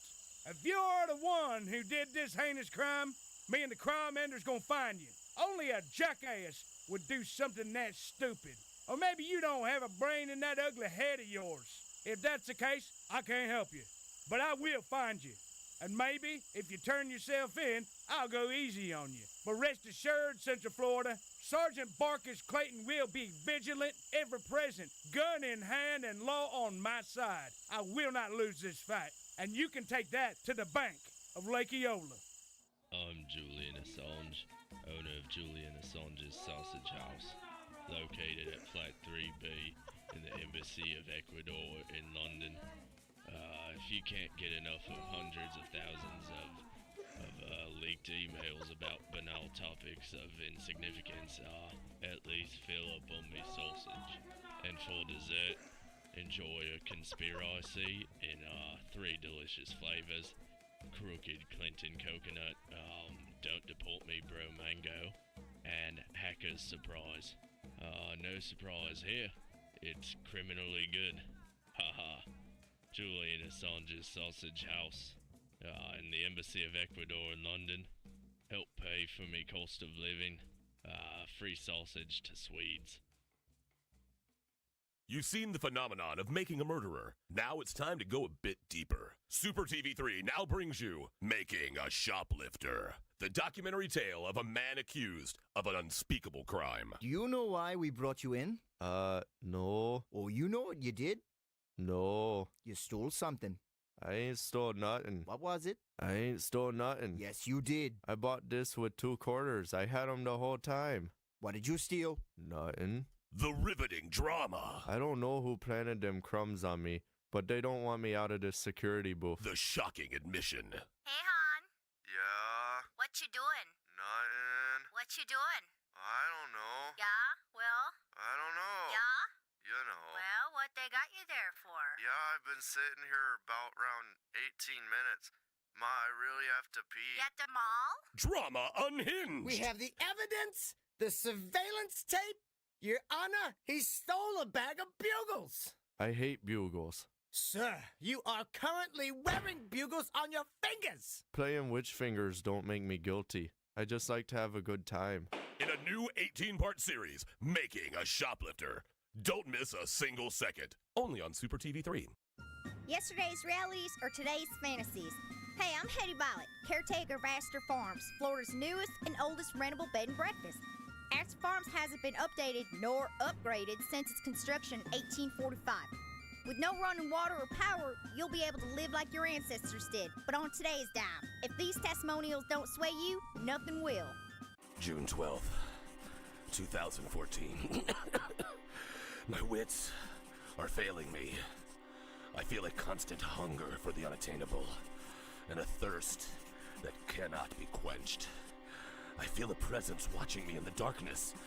A creature, a trapped soul, somehow dodging the light of this flickering candle. By sunrise, I fear my life. Maybe an extreme danger. How about this fine how do you do? April 4th, 2016. The rations of hardtack are too damn stale. Cracked my front teeth in great pain. Salt pork for lunch tasted rotten. Too much salt. I told that woman not to heavy-hand the salt, but she did just to spite me. Oh God, is she trying to kill me? Live yesterday's life today at Astor Farms. We'll get the bedroll ready for you. Have you ever been hungry? Boy knows I have. And sometimes you just don't know where to go. That's why I started Steve's House of Food, where you can get all your favorite foods. Located in my house, Steve's House of Food has all your favorite foods like chicken, nacho, beef, bean, beets, bread, pan-seared foie gras with a Merlot reduction served on polenta, and snacks. Steve's House of Food, where your favorite foods are now also my favorite foods as well. Please come to my house. Please. After I got food poisoning from hamburger paste and McFrugal's, attorney Crab Newberg was able to recover $6,900 for me. Thanks, Mr. Newberg. You're welcome, Cinnamon. I was honored to recover $6,900 for Cinnamon after her severe food poisoning, and I'd be willing to help you too. I've graduated from an accredited law school and passed an intensive examination in the state of Florida. If you've been given a raw deal from food paste, simply go to askthecrab.com. With Crab Newberg, you've got a case. After being laid off, attorney Crab Newberg was able to recover $2.1 million from me. Thank you, Mr. Newberg. You're welcome, Joe. I was honored to recover $2.1 million for Joe after he was fired from his job, and I'd be willing to help you too. I've graduated from an accredited law school and passed an intensive examination in the state of Florida. No one has the right to treat you like dirt, but if they do, I will make them pay. Simply go to askthecrab.com and see what Crab Newberg can do for you. The war on vending machines is hitting closer to home. It's hitting the workplace. Salutations! My name is Dr. Patience McCracknuts, PhD. Reap the benefits of healthy living with Dr. McCracknuts' line of tasty vending comestibles. And because Dr. McCracknuts knows a thing or two about those mid-afternoon doldrums and lethargy, we have started dispersing vitamin B12 syringes in all of our vending machines. Lift your spirits and carry on, ladies and gents. Your hunger just met its worst nightmare. Dr. McCracknuts. Coming to a vending machine near you. Coming soon to the parking lot of a mid-level amphitheater near you, it's the Out of Touch Music Festival. Do you like spending the entire day in the hot sun thinking, oh yeah, I remember them. They toured for over 30 years and now you'll wait over 30 minutes to hear that one song. They couldn't replicate their initial success, but they didn't break up. Each act guaranteed to have at least one original member. The Out of Touch Music Festival. It's not that new music is bad or you're too old. It's both. Take things to a new level upon Wii with the first annual French Riviera Games. Events include cigarette smoking, depressing filmmaking, scouting, esoteric performance art, and Moustache! Fun for the whole family! We will have disinterested mimes that will challenge your child's sense of existential security. And a bounce house! A special appearance by over 50 Serge Gainsbourg impersonators. And Jean Reno! Check out our Midway games and events. And Baguettes! The French Riviera Games. Where the wine flows like the river Rhone. Coming to an empty field near you.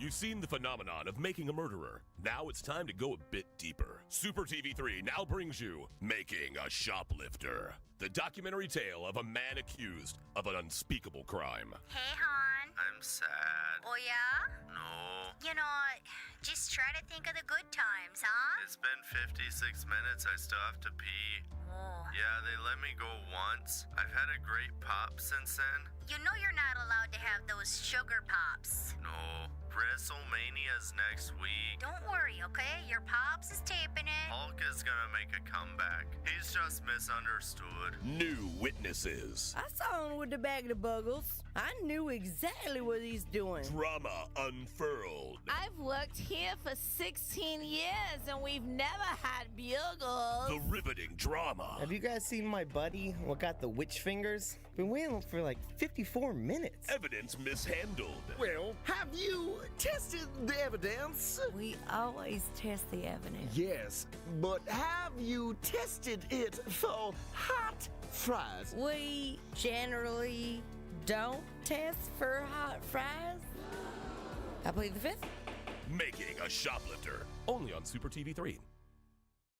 Tonight on Orlando's Super TV3, from the producers of Naked and Enlightened, we bring you the social experiment of the century, Pop Swap. Who's got the TV? Who's got the batteries for the remote? That is the remote for the Himalayan salt rock lamp. Salt rock? What the hell is that? We don't have a TV in No here. TV. Yes, we have a TV. I worked 30 years for. We have a Get TV. in tune with, the root chakra. I've got my chakras. My doctor prescribes them. Rhonda, you're talking nonsense. Actually, I have an Earth name, and Your that what is name? Rabbit Fox. The what? Watch what happens when millennials meet their new grandpas. I'm so hungry.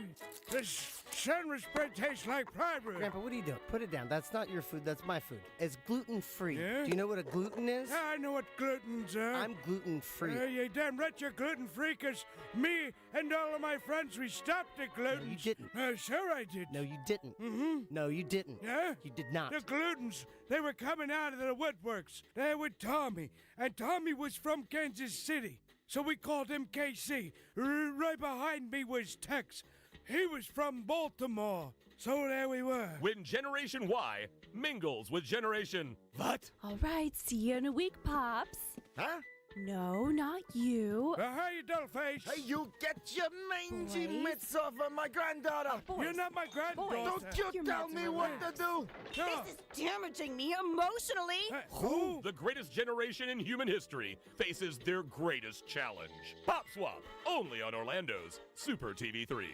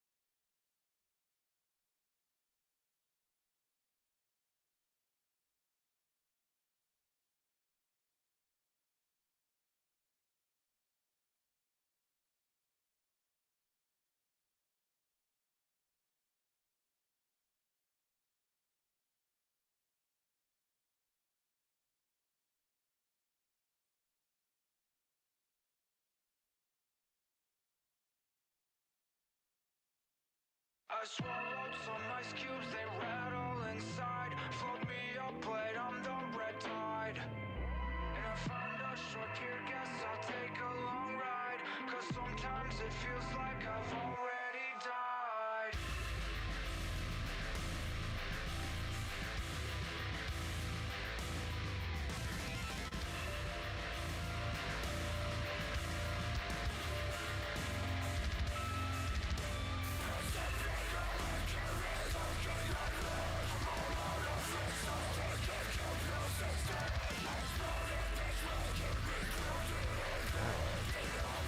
One of her eyebrows. Welcome back to Pop Culture Radio. Woo! Buried alive with Strawberry Serenity. How's your pants? Not good. No? I mean, no boner, if that's what you mean. No boner. I meant not good isn't like, no, I do not have a boner. Well, I took that pill over an hour ago. No boner. you're growing Myth busted. growing a horn, though. Boner pills Growing don't a horn work. where? I don't know. Hold Yeah, on. no boner. I'm telling you, you got to get that gas station honey. Gas Station Honey Boner. That's another band name. That's my ska band. Gas Station Honey Boners. That's a Tim McGraw song. Hold I on. got a boner from a gas station honey pill. I think you need to be stimulated. Here, turn my board up for a second. I could be a beekeeper, but they won't keep still. Your board's up. What? Does this... No? Really? What the fuck? I don't know. Maybe Is your plug plugged in? everything's plugged, I thought. Everything's... We're in Florida. We can't even get Pornhub. Oh. I mean, a bunch of porn How are you going to play the AI shit if you're shitting? I don't know. That's what I'm wondering. Dirt fixes plugs. Yeah, headphones. Plug is... I don't know. The volume's up. Yeah, fuck it. I don't Let's care. see if let's see what I can find here. Maybe it's the ban on porn won't let me play porno sounds. I want to play porno sounds. Dirt, we're getting Fuck you a it. boner tonight, one way or another. You know what? Here's a good way to get him a boner. Let me play this clip of Balin out loud, or this preview. I'm going to make it full screen. I'm going to turn it to you, Bush, since you haven't. Well, if you seen can this play yet. that, why can't you play anything else? I'm going to see. I'm going to see if I can play. Well, I this. just pulled up X videos on my tablet. Tap the wiener. AMC. Okay, tap the wiener. Did you Okay, get it? well, that'll play. Oh, Yeah, hold this'll on. play. Okay, hold on. All right. I think it's the porn website. They put like some kind of thing where you can't play everything. All right. I can tell even without my glasses on from here, Dirt watches way cleaner porn than I do. No, because here's the thing. I've never used this tablet for that, so it doesn't have any of my like algorithms or like cookies okay. or nothing saved in it. So I was like, that was so mild. no, I'm an amateur guy. I like the amateur shit. So all right, Balin, that's her name, right? Yes. And she was a TikTok star. Yes. I don't know. Do you know anything about this story? No. Okay. All I know is that we're about to ban TikTok, but I'm okay because all my clocks are digital. TikTok. That was a dad joke I from know. hell. God, that's what half this program is Yes. Ted. Okay. But anyway, Balin is a relatively attractive girl. I would say more than relatively attractive. Sure. I think. Does she have a large mouth? Solid 7. Yeah, it's pretty big. Yeah, Okay, I would say solid 7, like almost hinging on an 8. But here's the thing about it. Does she talk? Oh, she talks out loud A lot.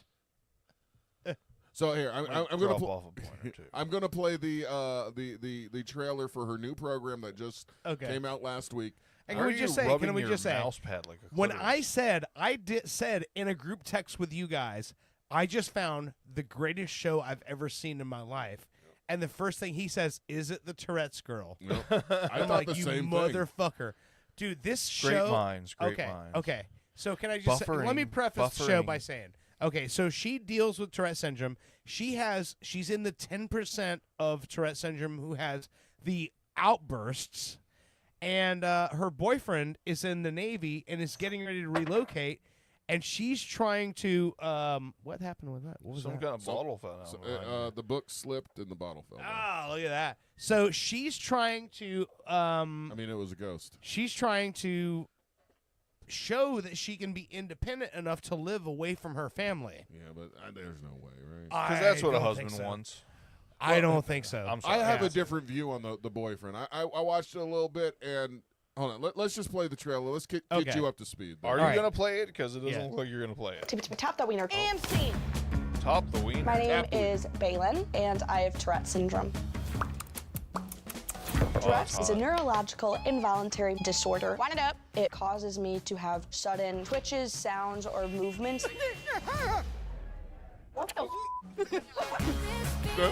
No, see, I love Life crazy, with my so I'm family into and this. My boyfriend. Balin has one of the more severe cases of Tourette syndrome. As your dad, I have to make sure you're okay. This is a point in my life where I have to struggle a little bit, so I'm gonna push through and I'm gonna do this. I got invited to TitCon in Dallas, an event TitCon. for kids who have Tourette's, but we know how flight goes. Is it really called TitCon? Mom, look at all the people. TitCon. Tics Oh. can come from anything. I have a gun. Maybe try to whisper it. Balin Out Loud. New series premieres January 13th at 9. See it first on TLC and stream next day on. All right, there you go. Okay. That's one of the trailers. There's another trailer where she's sitting with her boyfriend and she yells out like, I don't know, something like baby penis or something. And she Okay. gets really embarrassed. So It's cute. I am going to play something because Can't say BP. Okay, hold on. So those did. that trailer, and this is what I was worried about with the trailers with her. The trailers really do not. How would you say?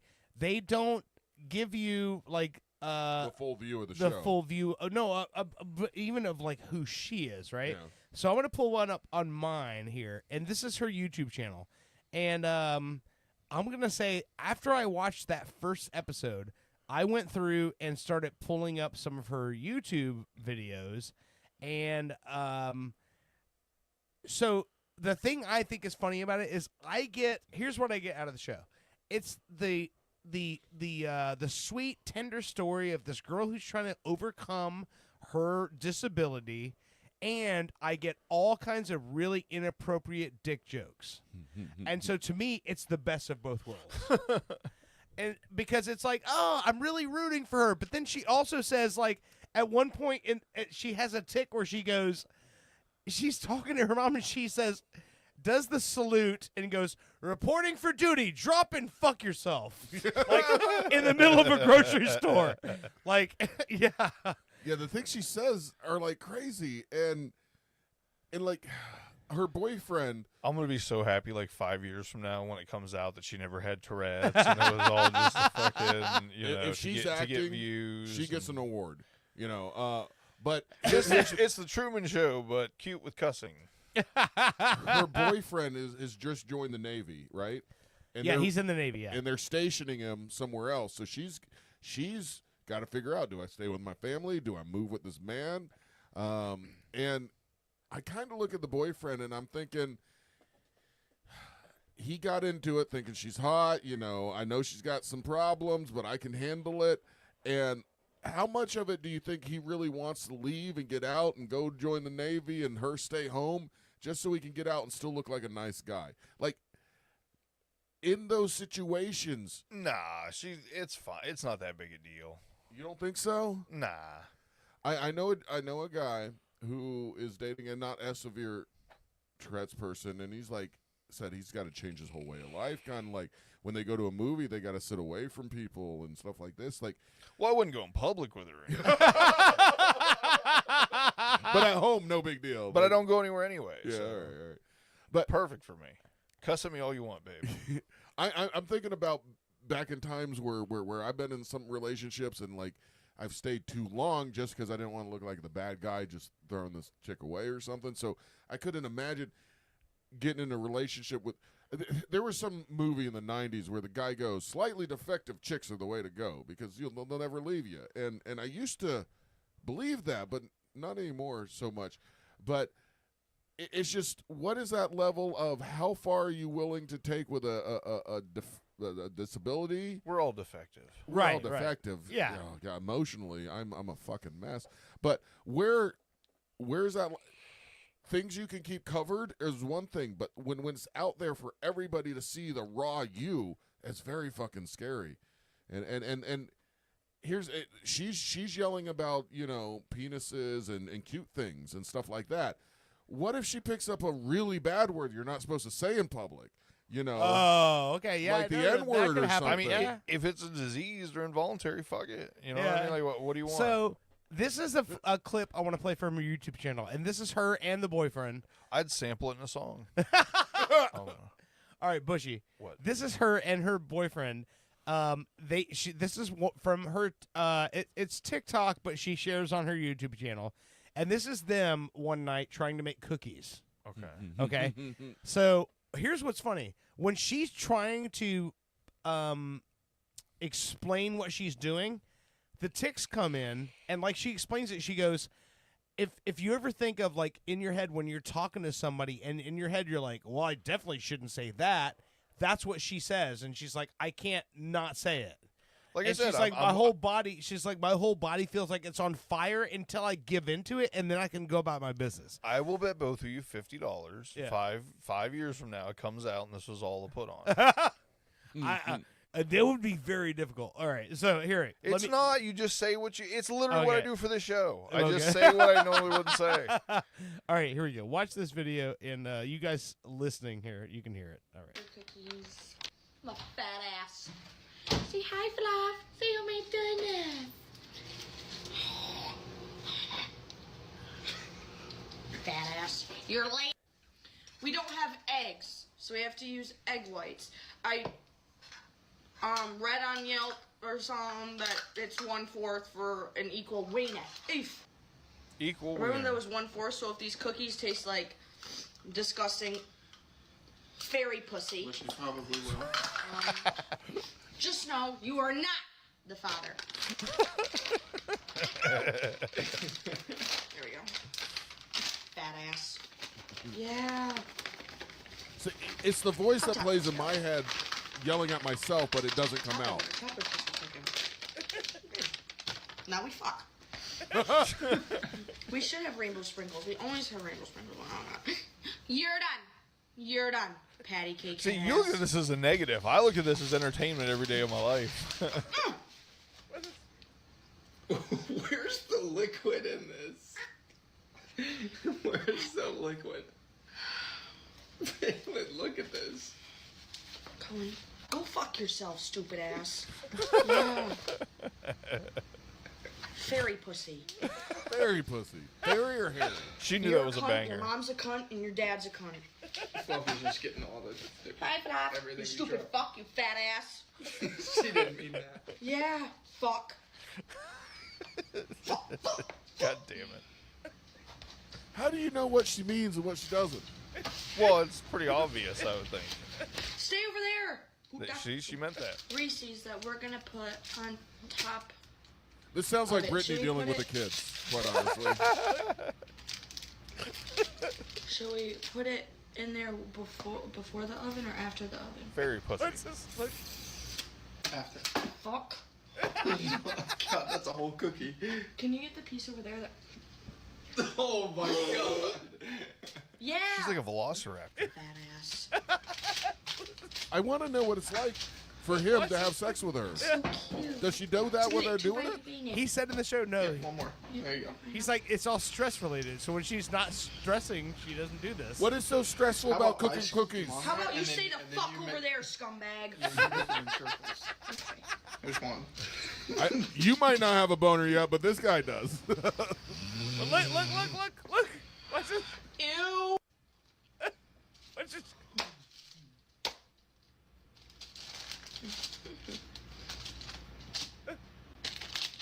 This gives me enjoyment. I like rolling balls. Ball sack. I don't know. It's too. What am I doing with these? Hefty bitch. It's too perfect. Yeah, and related. Like she's rolling balls, and then she's talking about balls. That's another one of the things. I mean, that's like what I whenever do you when have I someone bake. on a tray and she goes, her brain says, don't throw this tray and just throw everything in. And just like, and she's fighting not doing that. We're gonna need more parchment. What notes. torture, we can't man. show this. Guys, look at this. Oh, I think it's a great way to live. I gotta clean that. You just do what In you the think. show, the first episode, she's grocery shopping with her mom, and she fucks her whole hand up And she's like literally crying in the grocery store because she's like, I saw croissants. Anything squishy, I have to punch it. And Me she's too. like, I can't not punch it. This is and my she soulmate. fucks her whole hand up because her mom's like trying to go, Balin, she's pulling right, and she's like punching all the fucking bread and the fucking croissants on the fucking tray and like fucking her whole hand up. Yeah. You want to know how perverted guys are? What's that? I started searching for Balin Dupree. That's her name. Yeah. And the first suggestion that come up is body. Balin Dupree body. And the second one is body shots. Third one is swimsuit. Guys are fucking animals. That's just your searches. Well, that's I typed it in and it came up lifelong friend. Chinese Batcon. Oh man. Anyway. Yeah, that's a perfect circle. This one particular video. What made me laugh about it was that her boyfriend is literally just in the background, just trying to fucking like make the shit fucking work, and he's like going along with whatever she says. But like, there's one of them where one of her friends is trying to give her a manicure, and she is like flipping her the bird in her face, and she's like, "You're all hoes. You're all hoes." And then her friend like has a grinding wheel on her finger, and she keeps touching. It's just like, "Stop! You're gonna burn yourself." And she's like, "Touch, touch, touch," and then taps her on the forehead, and then takes her bird finger and puts it up her nostril, and lifts her nose up, and goes, "What the fuck?" Yeah, and like the whole time. I'm telling $50. Anybody? Well, I just did a search for Balin Dupree, real or fake, because that was like the 5th thing that came up. Don't click on that, anybody. Don't click on that. It's a bunch of real or fake porn, and don't click on it. Just don't click on it. Okay. Anyway, that's a new good show. I enjoyed it. I watched like 15 minutes of it, then I fell asleep. But, you know. So is one of y'all gonna let me borrow $200,000 so I can get married or what? What do you need $200,000 for? They got the AI girlfriends now. Oh. Straight up fucking Skynet chicks. Yeah, but they can't sing to you. Maybe they could. Yeah, what if your AI They can do girlfriend- anything you want. You just ask them and they download it. Sing about my penis. No. AI girlfriend. No. All right. So the Balin out loud. Listen to that. Bushy, weird commercial or something weird with commercials. What was that going on? Oh, well, you had brought up the whole Penis pills. dick pill thing and everything, and I just had noticed that I pretty much watch mostly Prime, the Prime TV Live or movies or whatever. It seems like all the commercials they're putting in now are supposed to make you feel like it's just somebody shooting this commercial in their living room to show you what a good product they have.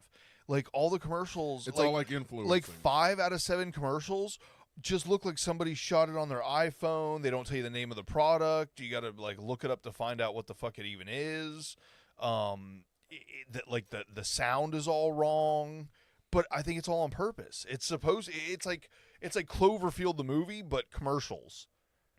Like they're trying to make it look seem like it's this like is a homemade totally thing. real. I'm a real person, just like you. Okay. My videos aren't produced. I'm just another average Joe. So we buy my treadmill. We let the commercial companies off easy. We're like, hey, just film it on an iPhone, and people Yeah, think it's real. just hire a girl in yoga pants to run on your treadmill and record it on Everyone an iPhone. will think you're an influencer. Yeah.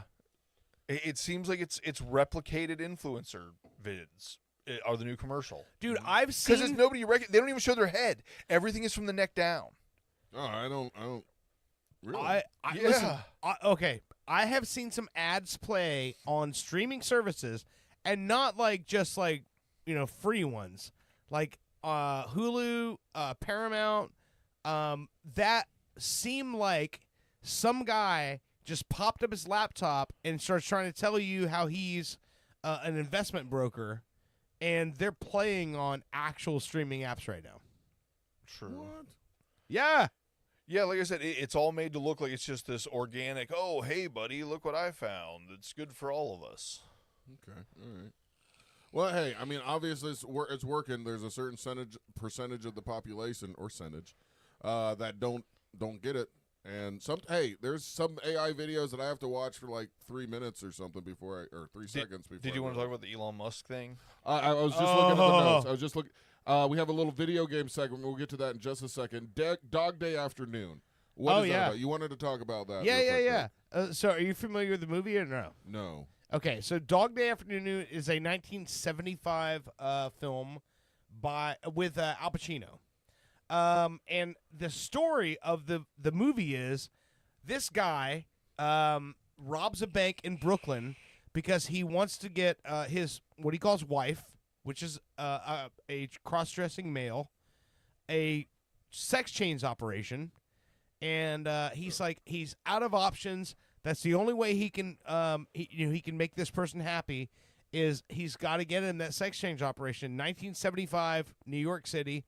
Not options, so he robs a bank. I found out this week that it's a true story. It's based on a true story. 95% of bank robberies were because of this reason.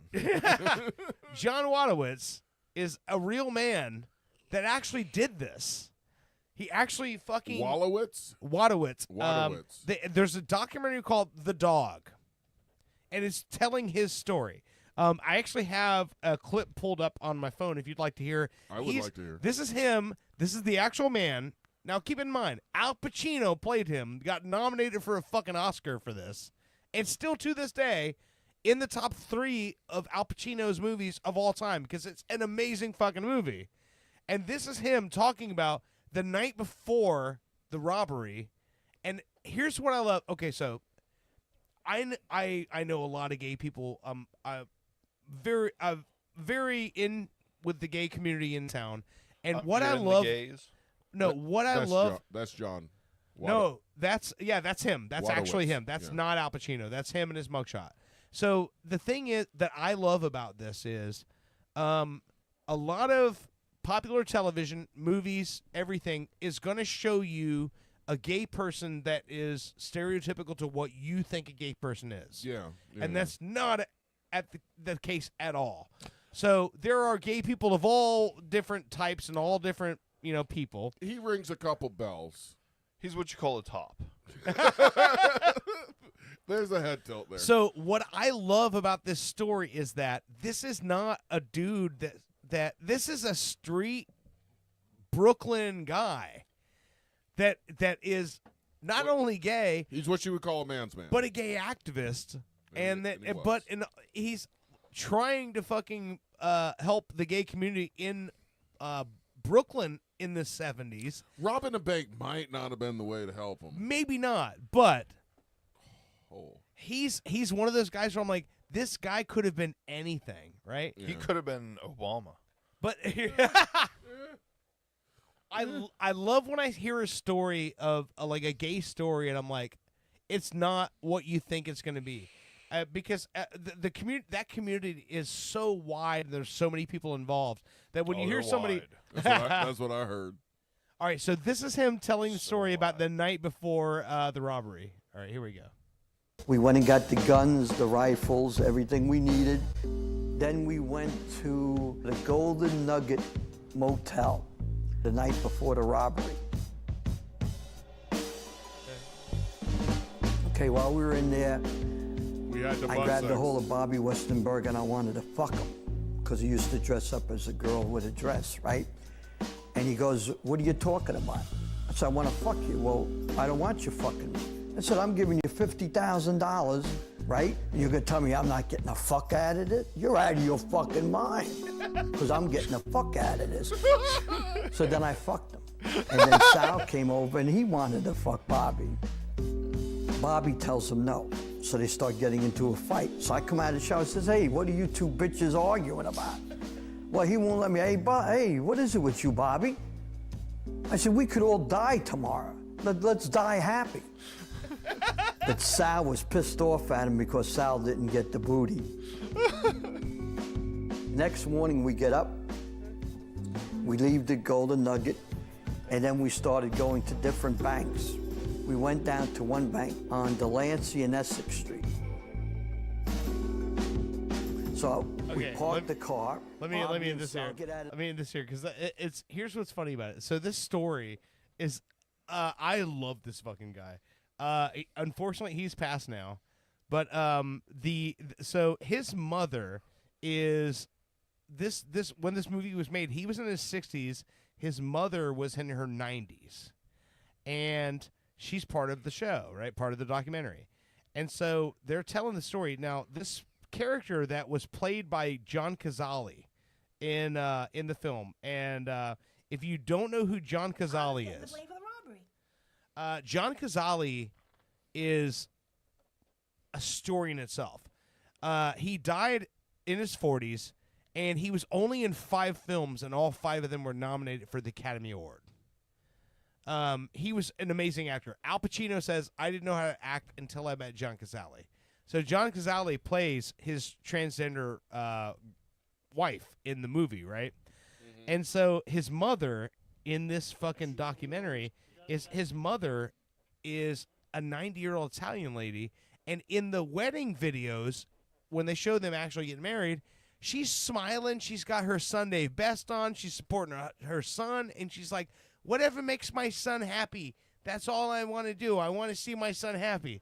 But in this clip from the documentary, you'll see his 90-year-old mother, and she's trying to sneak a message to the documentarians because they're talking about Liz Eden, who is the transgender wife of John Wadowitz, also known as Ernie from Brooklyn. And this is the funniest thing because she's trying to tell them, but she's telling them quiet, and of course they catch it. Watch this.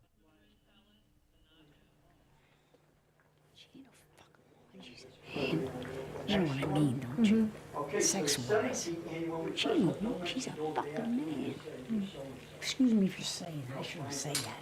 I could. See, I overlooked it. Did you catch that? No, a little harder here. Hang on. Some of it she knows he's a man, but she overlooks Yeah, it. They took Nixon off the TV to put Johnny on. And so tonight, my fellow Americans, I say... Homosexualism. So they all saw it. Of 2 children. And then I get the phone calls. We told you not to marry him. You see what you did? I was getting the blame for the robbery. Okay, Sex-wise. Here we go.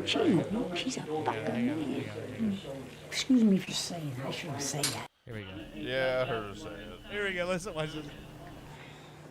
She ain't no fucking woman. She's a man. You know what I mean, don't you? It's almost like Dead Neighbors. She's a fucking man. She's a fucking Excuse me for saying that. I shouldn't say that. I could. See, I overlooked it. Of course, I overlooked it.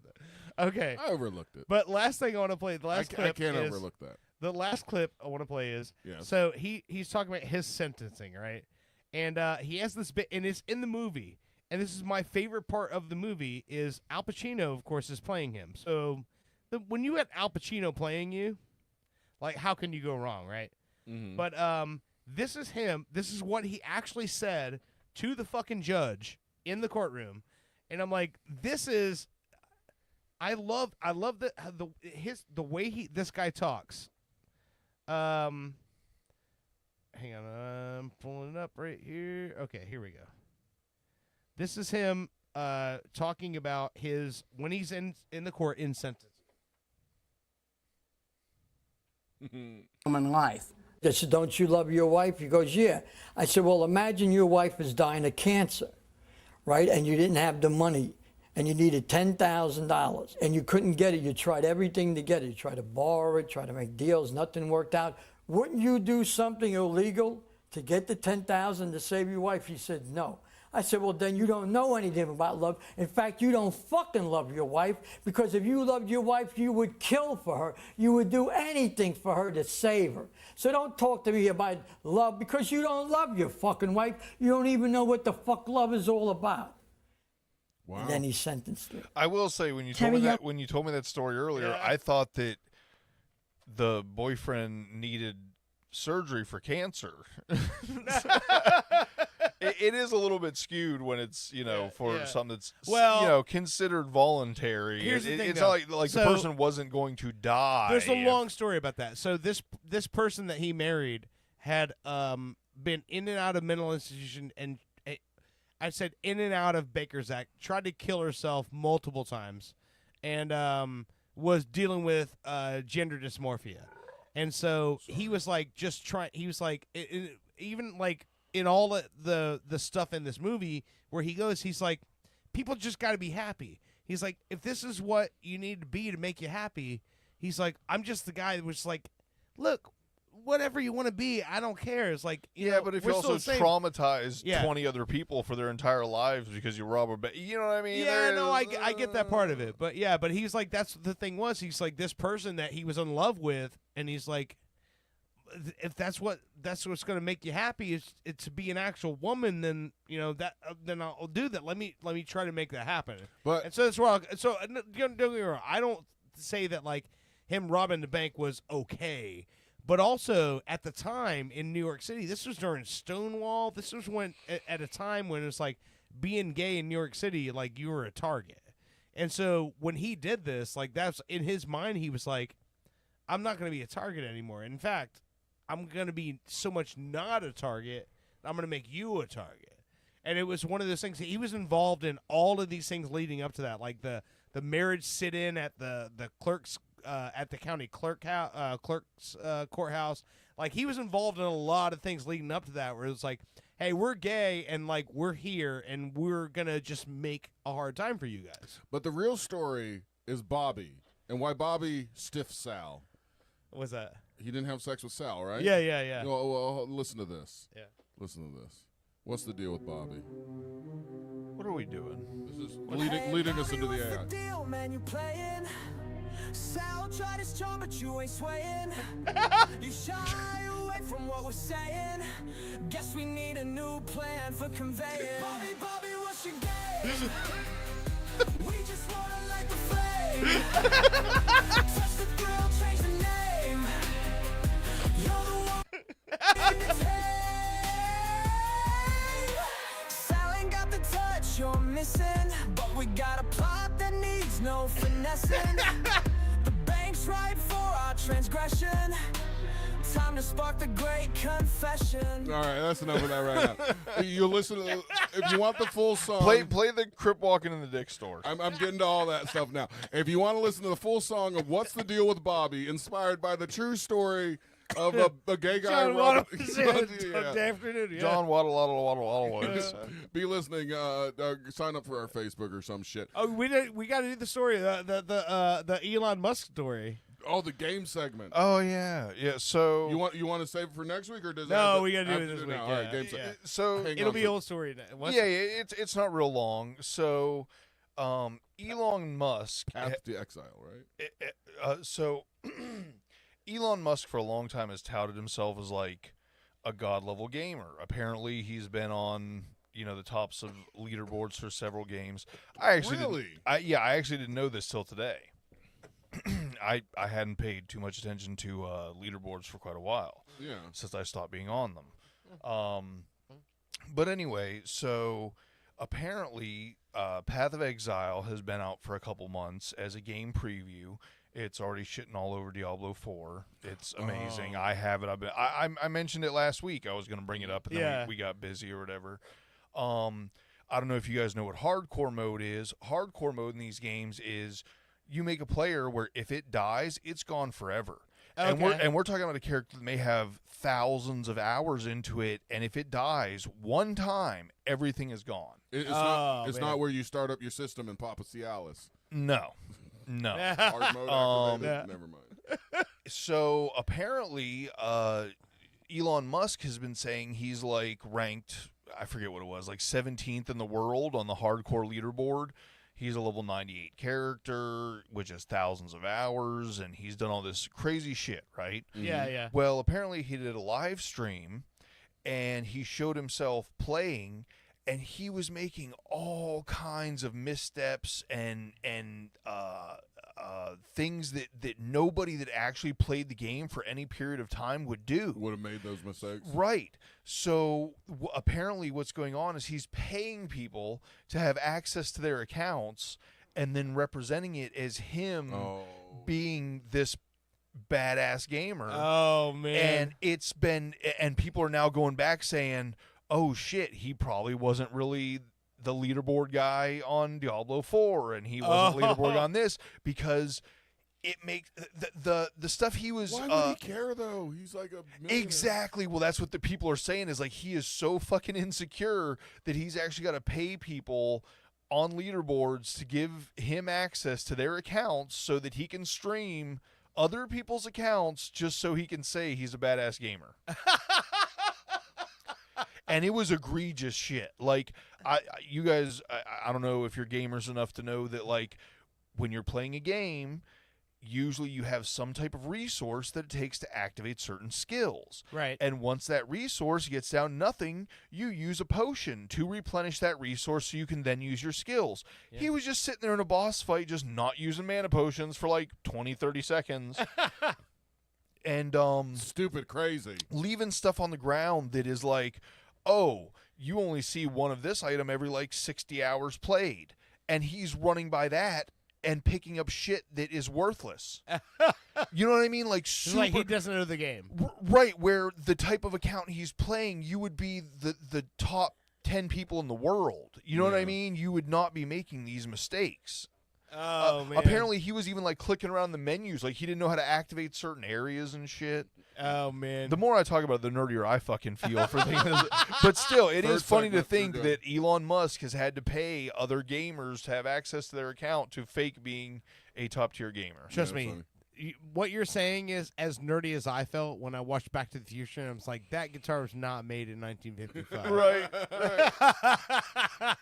Yeah, I know this is a little different, but what you were saying made me think of the LARPers that contaminated the crime scene. Have you seen that video? No. Let me play it. These are LARPers contaminate a crime scene? Live action role players, and this was on the news. Hold on, let me Really? John said he found a body in the bushes over there. I ran over there because I'm a healing monk to try and help, but obviously my magic wasn't strong enough because the dude's body was missing a head.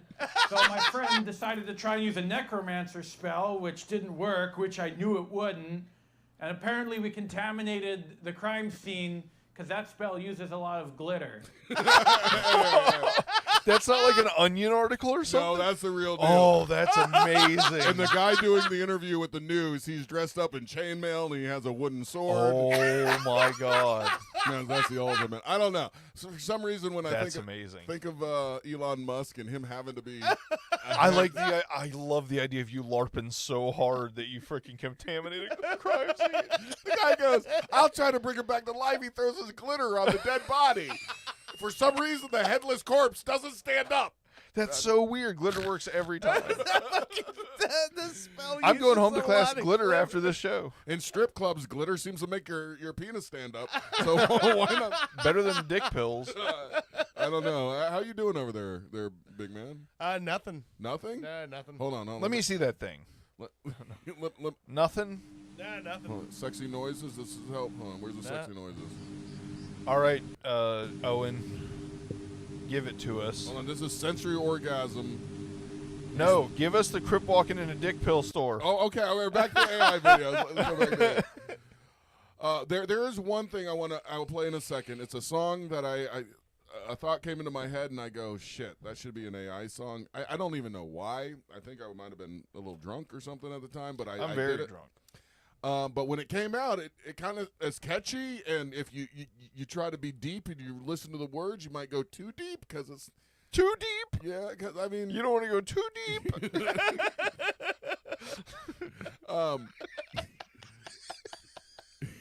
What's the deal with Bobby? No, not playing that one.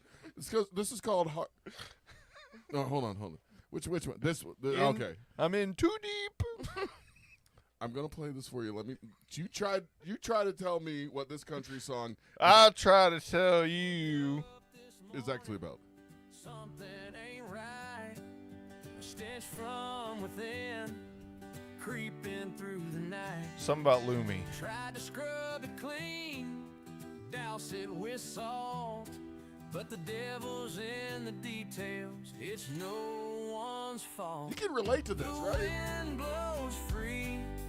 The river runs clear. See, I can karaoke this shit. It's all squirting. That's crystal here. Crystal squirting. Town folk whisper, can't get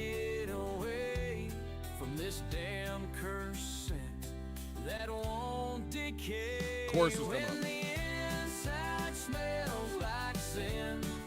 What do you do?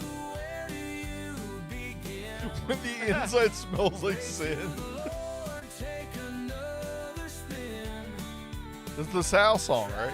Cleanse what's already in. Hey, you have any guesses yet? So cleanse what's inside. Everything inside stinks.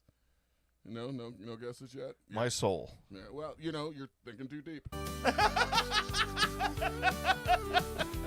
Doctors got no answers. Preachers only preach. Walk this lonely road. Alone I beseech. That's a good word, beseech. And to rhyme that with preach. You got AI, good job. I mean, you got country and religion all in one song. It's a hit. Wait till you hear what this is about, then. Play. Roads ain't kind to those who stay. Both the cruel and unforgiving lanes. Any guesses? None. All right, so the other day, I woke up, I drank some coffee, I went out and, took the dogs out, and one of our dogs had been, farting like crazy. He had a little diarrhea for a couple days, but he's getting over it, and I smelt his fucking fart, and I went outside, and I could still fucking smell it, and I'm like, what? What's the deal with the inside of my nose smelling like shit? So I go to AI and I go, write me a song about the inside of my nose smelling like shit. And it writes this beautiful ballad about the inside being dark and stinking, but you have to get through it. I would not have guessed dog fart for this. Nah. Y'all remember dog fart? Dog fart? Is that a rapper? No, it was like a It should be. Brazzers. It was like a Brazzers thing. No. All right. Not that I would know. Brazzers is a porn site that's not illegal yet in Florida. It's weird to say that there's things that are illegal that... Never mind. Excuse me. All right, last song. Is it the last song? Yeah, come on, give it to us. This is Rock Hard Strut.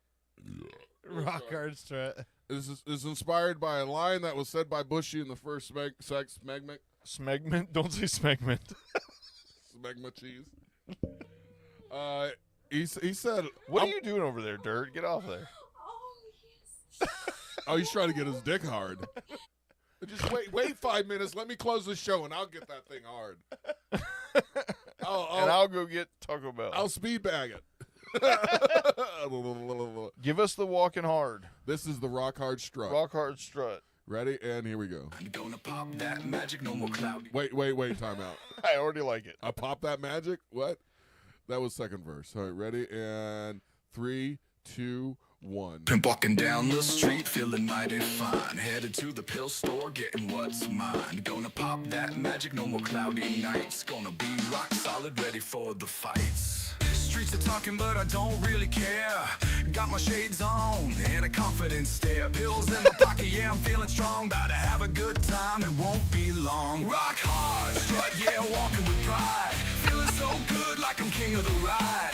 Pop that pill, now it's time to ignite. Gonna have some fun straight through the night. You know, if you didn't know it was about dick pills, it could be about drunk. This is a top 10 song right here. No more worries, no more shadows in the dark. Ready to shine like a fire, a spark. Got my swagger back on top of my game. Feeling unstoppable, never the same. Folks whispering, wonder what I'm on. Little do they know it's the break of dawn. Gonna light it up, yeah, turn the lights on. Tonight I'm the player, victory, my song. Oh, he should run Python. All right. Well, that's. I was hoping he was going to Python. That's pimp walking in an erectile dysfunction pill store. Erectile dysfunction. Dysfunction, that's what it is. But all right, enough of that AI shit. All of these songs will be available at some point somewhere. These are golden, and like and share. Check the Spotify, because Odin Dirt's Pop Culture Radio with Bushy will put some of these AI songs on there. Share them, like them. Give us 4,000 views in 2 days. Yeah. I know there's Make us viral. There's only 3 of you listening. Give us so. a disease. Oh man, Is that not what that means? I'm down for whatever. I'll go viral either way if it gets me money. I mean, if it's viral, like an infection, I'm okay. Whatever pays the bills. That just man. means we're spreading. Hold on. We're gonna do We're gonna do a love, and we're gonna do dirt is up for whatever. Give him your dirtiest kiss. Erection. Did I tell you I finally broke away from the chicken burritos? I'm back to Mexican pizza. It was like a year. I fucking was on those chicken cantina burritos. The avocado. I just love the fact that during you talk about erections and stuff, you're like, hey, I'm so horny for Taco Bell. Taco Bell just pops. Dude, I'm hitting that drive-thru on the way home. Well, we're racing there because I am. Me and the horny boy, for Mexican pizza. My oldest, we go there. We have lunch. We actually go inside. We order. We sit down. It's like a special little thing, the little bonding thing. Oh, that's sweet. Oh shit! I have nothing like that in my life. Inappropriate content. Apparently I can't put erection into this. His hard. Put E-rec dash shun. No, I just put his hard penis is the best. Let's see if it accepts that. Nothing yet? No. All right, as soon as we're gone, are you going to try to get things going with Miss Heather? You can't ask that. I can ask that. I mean, I don't know, man. Like as of right now, I'm like, it's just a regular Saturday night for me, buddy. No, they're still banning it. I can't. Okay, this is too dirty for the AI. They said, hold on, let me just delete this last part about penis. That should be our tagline. Too dirty for AI. I'm telling you right now. Hold on. Not your mom's podcast. Can you call Brittany real quick? Hey, what about this? My grandmother? No. No. Women get so much better toys. Look at that thing. You get totally different ads than I do, Dirt. Why are yours all dildos? I don't know. This is one of the here we go. What are we doing? That's not on camera, is it? No. Okay. No. This is So I his creep. head is blocking. Look. Yeah, because she doesn't know what. I'll try. I'm bored. I'll do anything at this point. This town is too boring. What are we doing right now? We're trying to get dirt hard is what we're doing. Oh, okay. Hold on. All right. Oh, no, not foot stuff. For some reason. You know I hate foot shit, right? It's not, Oh, it's not no. I don't want to see her put her no, foot it's- in herself. Is that what you watch? Is foot? Ah, no, she's not doing foot stuff. Look. Why are you playing that right now? It's only sound. So you can't see it. I got a song for you. Hold on. This is called Dirty Love. Oh my god, I need a Mexican pizza so bad right now. The sound almost fucking matched up with it. Extra Diablo sauce. You whisper low like a river's hiss. I'm up for whatever. Give me your dirtiest kiss. That's kissing the butthole. In the soul with a wild embrace. Dirt under nails on a muddy face. You got me sinking in the sweetest abyss. I'm up for whatever. Give me your dirtiest kiss. This is a fucking hit. That's a classic. This yeah. is a fucking hit. Yeah. Your touch is a rain, planting our love in the tiniest grain. This goes right in there with Santa's snowy kiss. I can't resist. I'm up for whatever. Give me your dirtiest kiss. That's a hit. All right, That's all so good. That's going on the album. Yeah. I mean, if we make $1 million off this album for nothing, 2025 PC Radio AI Tunes. So seriously, you get 3,000 hits and listens. You get like what, 30 cents? I don't know. 3 cents? Probably 40 I've never bucks. been there. Hey, but we're talking about going to the mountaintop. I've never been there. Let's try some hills first. Come on. All right. I think I got to most everything. I got a couple of things. So he like teased it or he said something. When the show ends, I got an idea. pitch to you. The only thing we didn't get, I got some. And while you're pitching it, I'll be on my way to Taco Bell. I'm so hungry right now. I had some listener feedback, but we'll get to that some other time. I downloaded a game. I can't stop playing that Royal Match. Have you seen those ads for a video game where there's a king like he's about to be crushed or something, but you gotta do I think that's a spinoff of the Clash of Clans that I played for like 8 years. Maybe, but this thing is addictive. I went to the bathroom. Yeah, that's how they're designed. I went to the bathroom one day, and it was 45 minutes later, and my legs wouldn't work. I mean, yes, it was crazy. So that's called Royal Match, and you try to save the king, and it's crazy. So play that game. All right, you got to. Elon Musk is number one. He is a royal. All right, this is Buried Alive. This is Pomicide. I think this is Is it Blood Orange, Alexander the Grape, Lime Scene, Strawberry Serenity, and This is Pomicide. So all their songs have fruit references. Pomicide is when I rub it out so hard I kill it.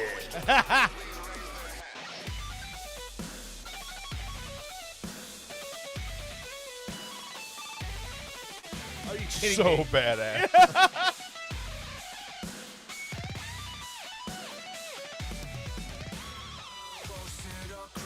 It's ridiculous. Did you say post something on Craigslist?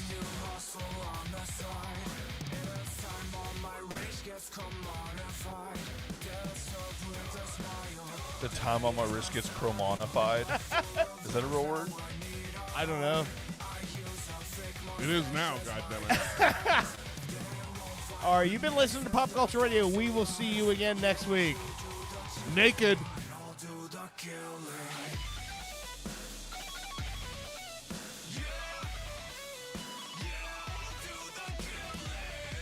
Pop Culture Radio has been a weird Florida production. Like and subscribe on your favorite platform.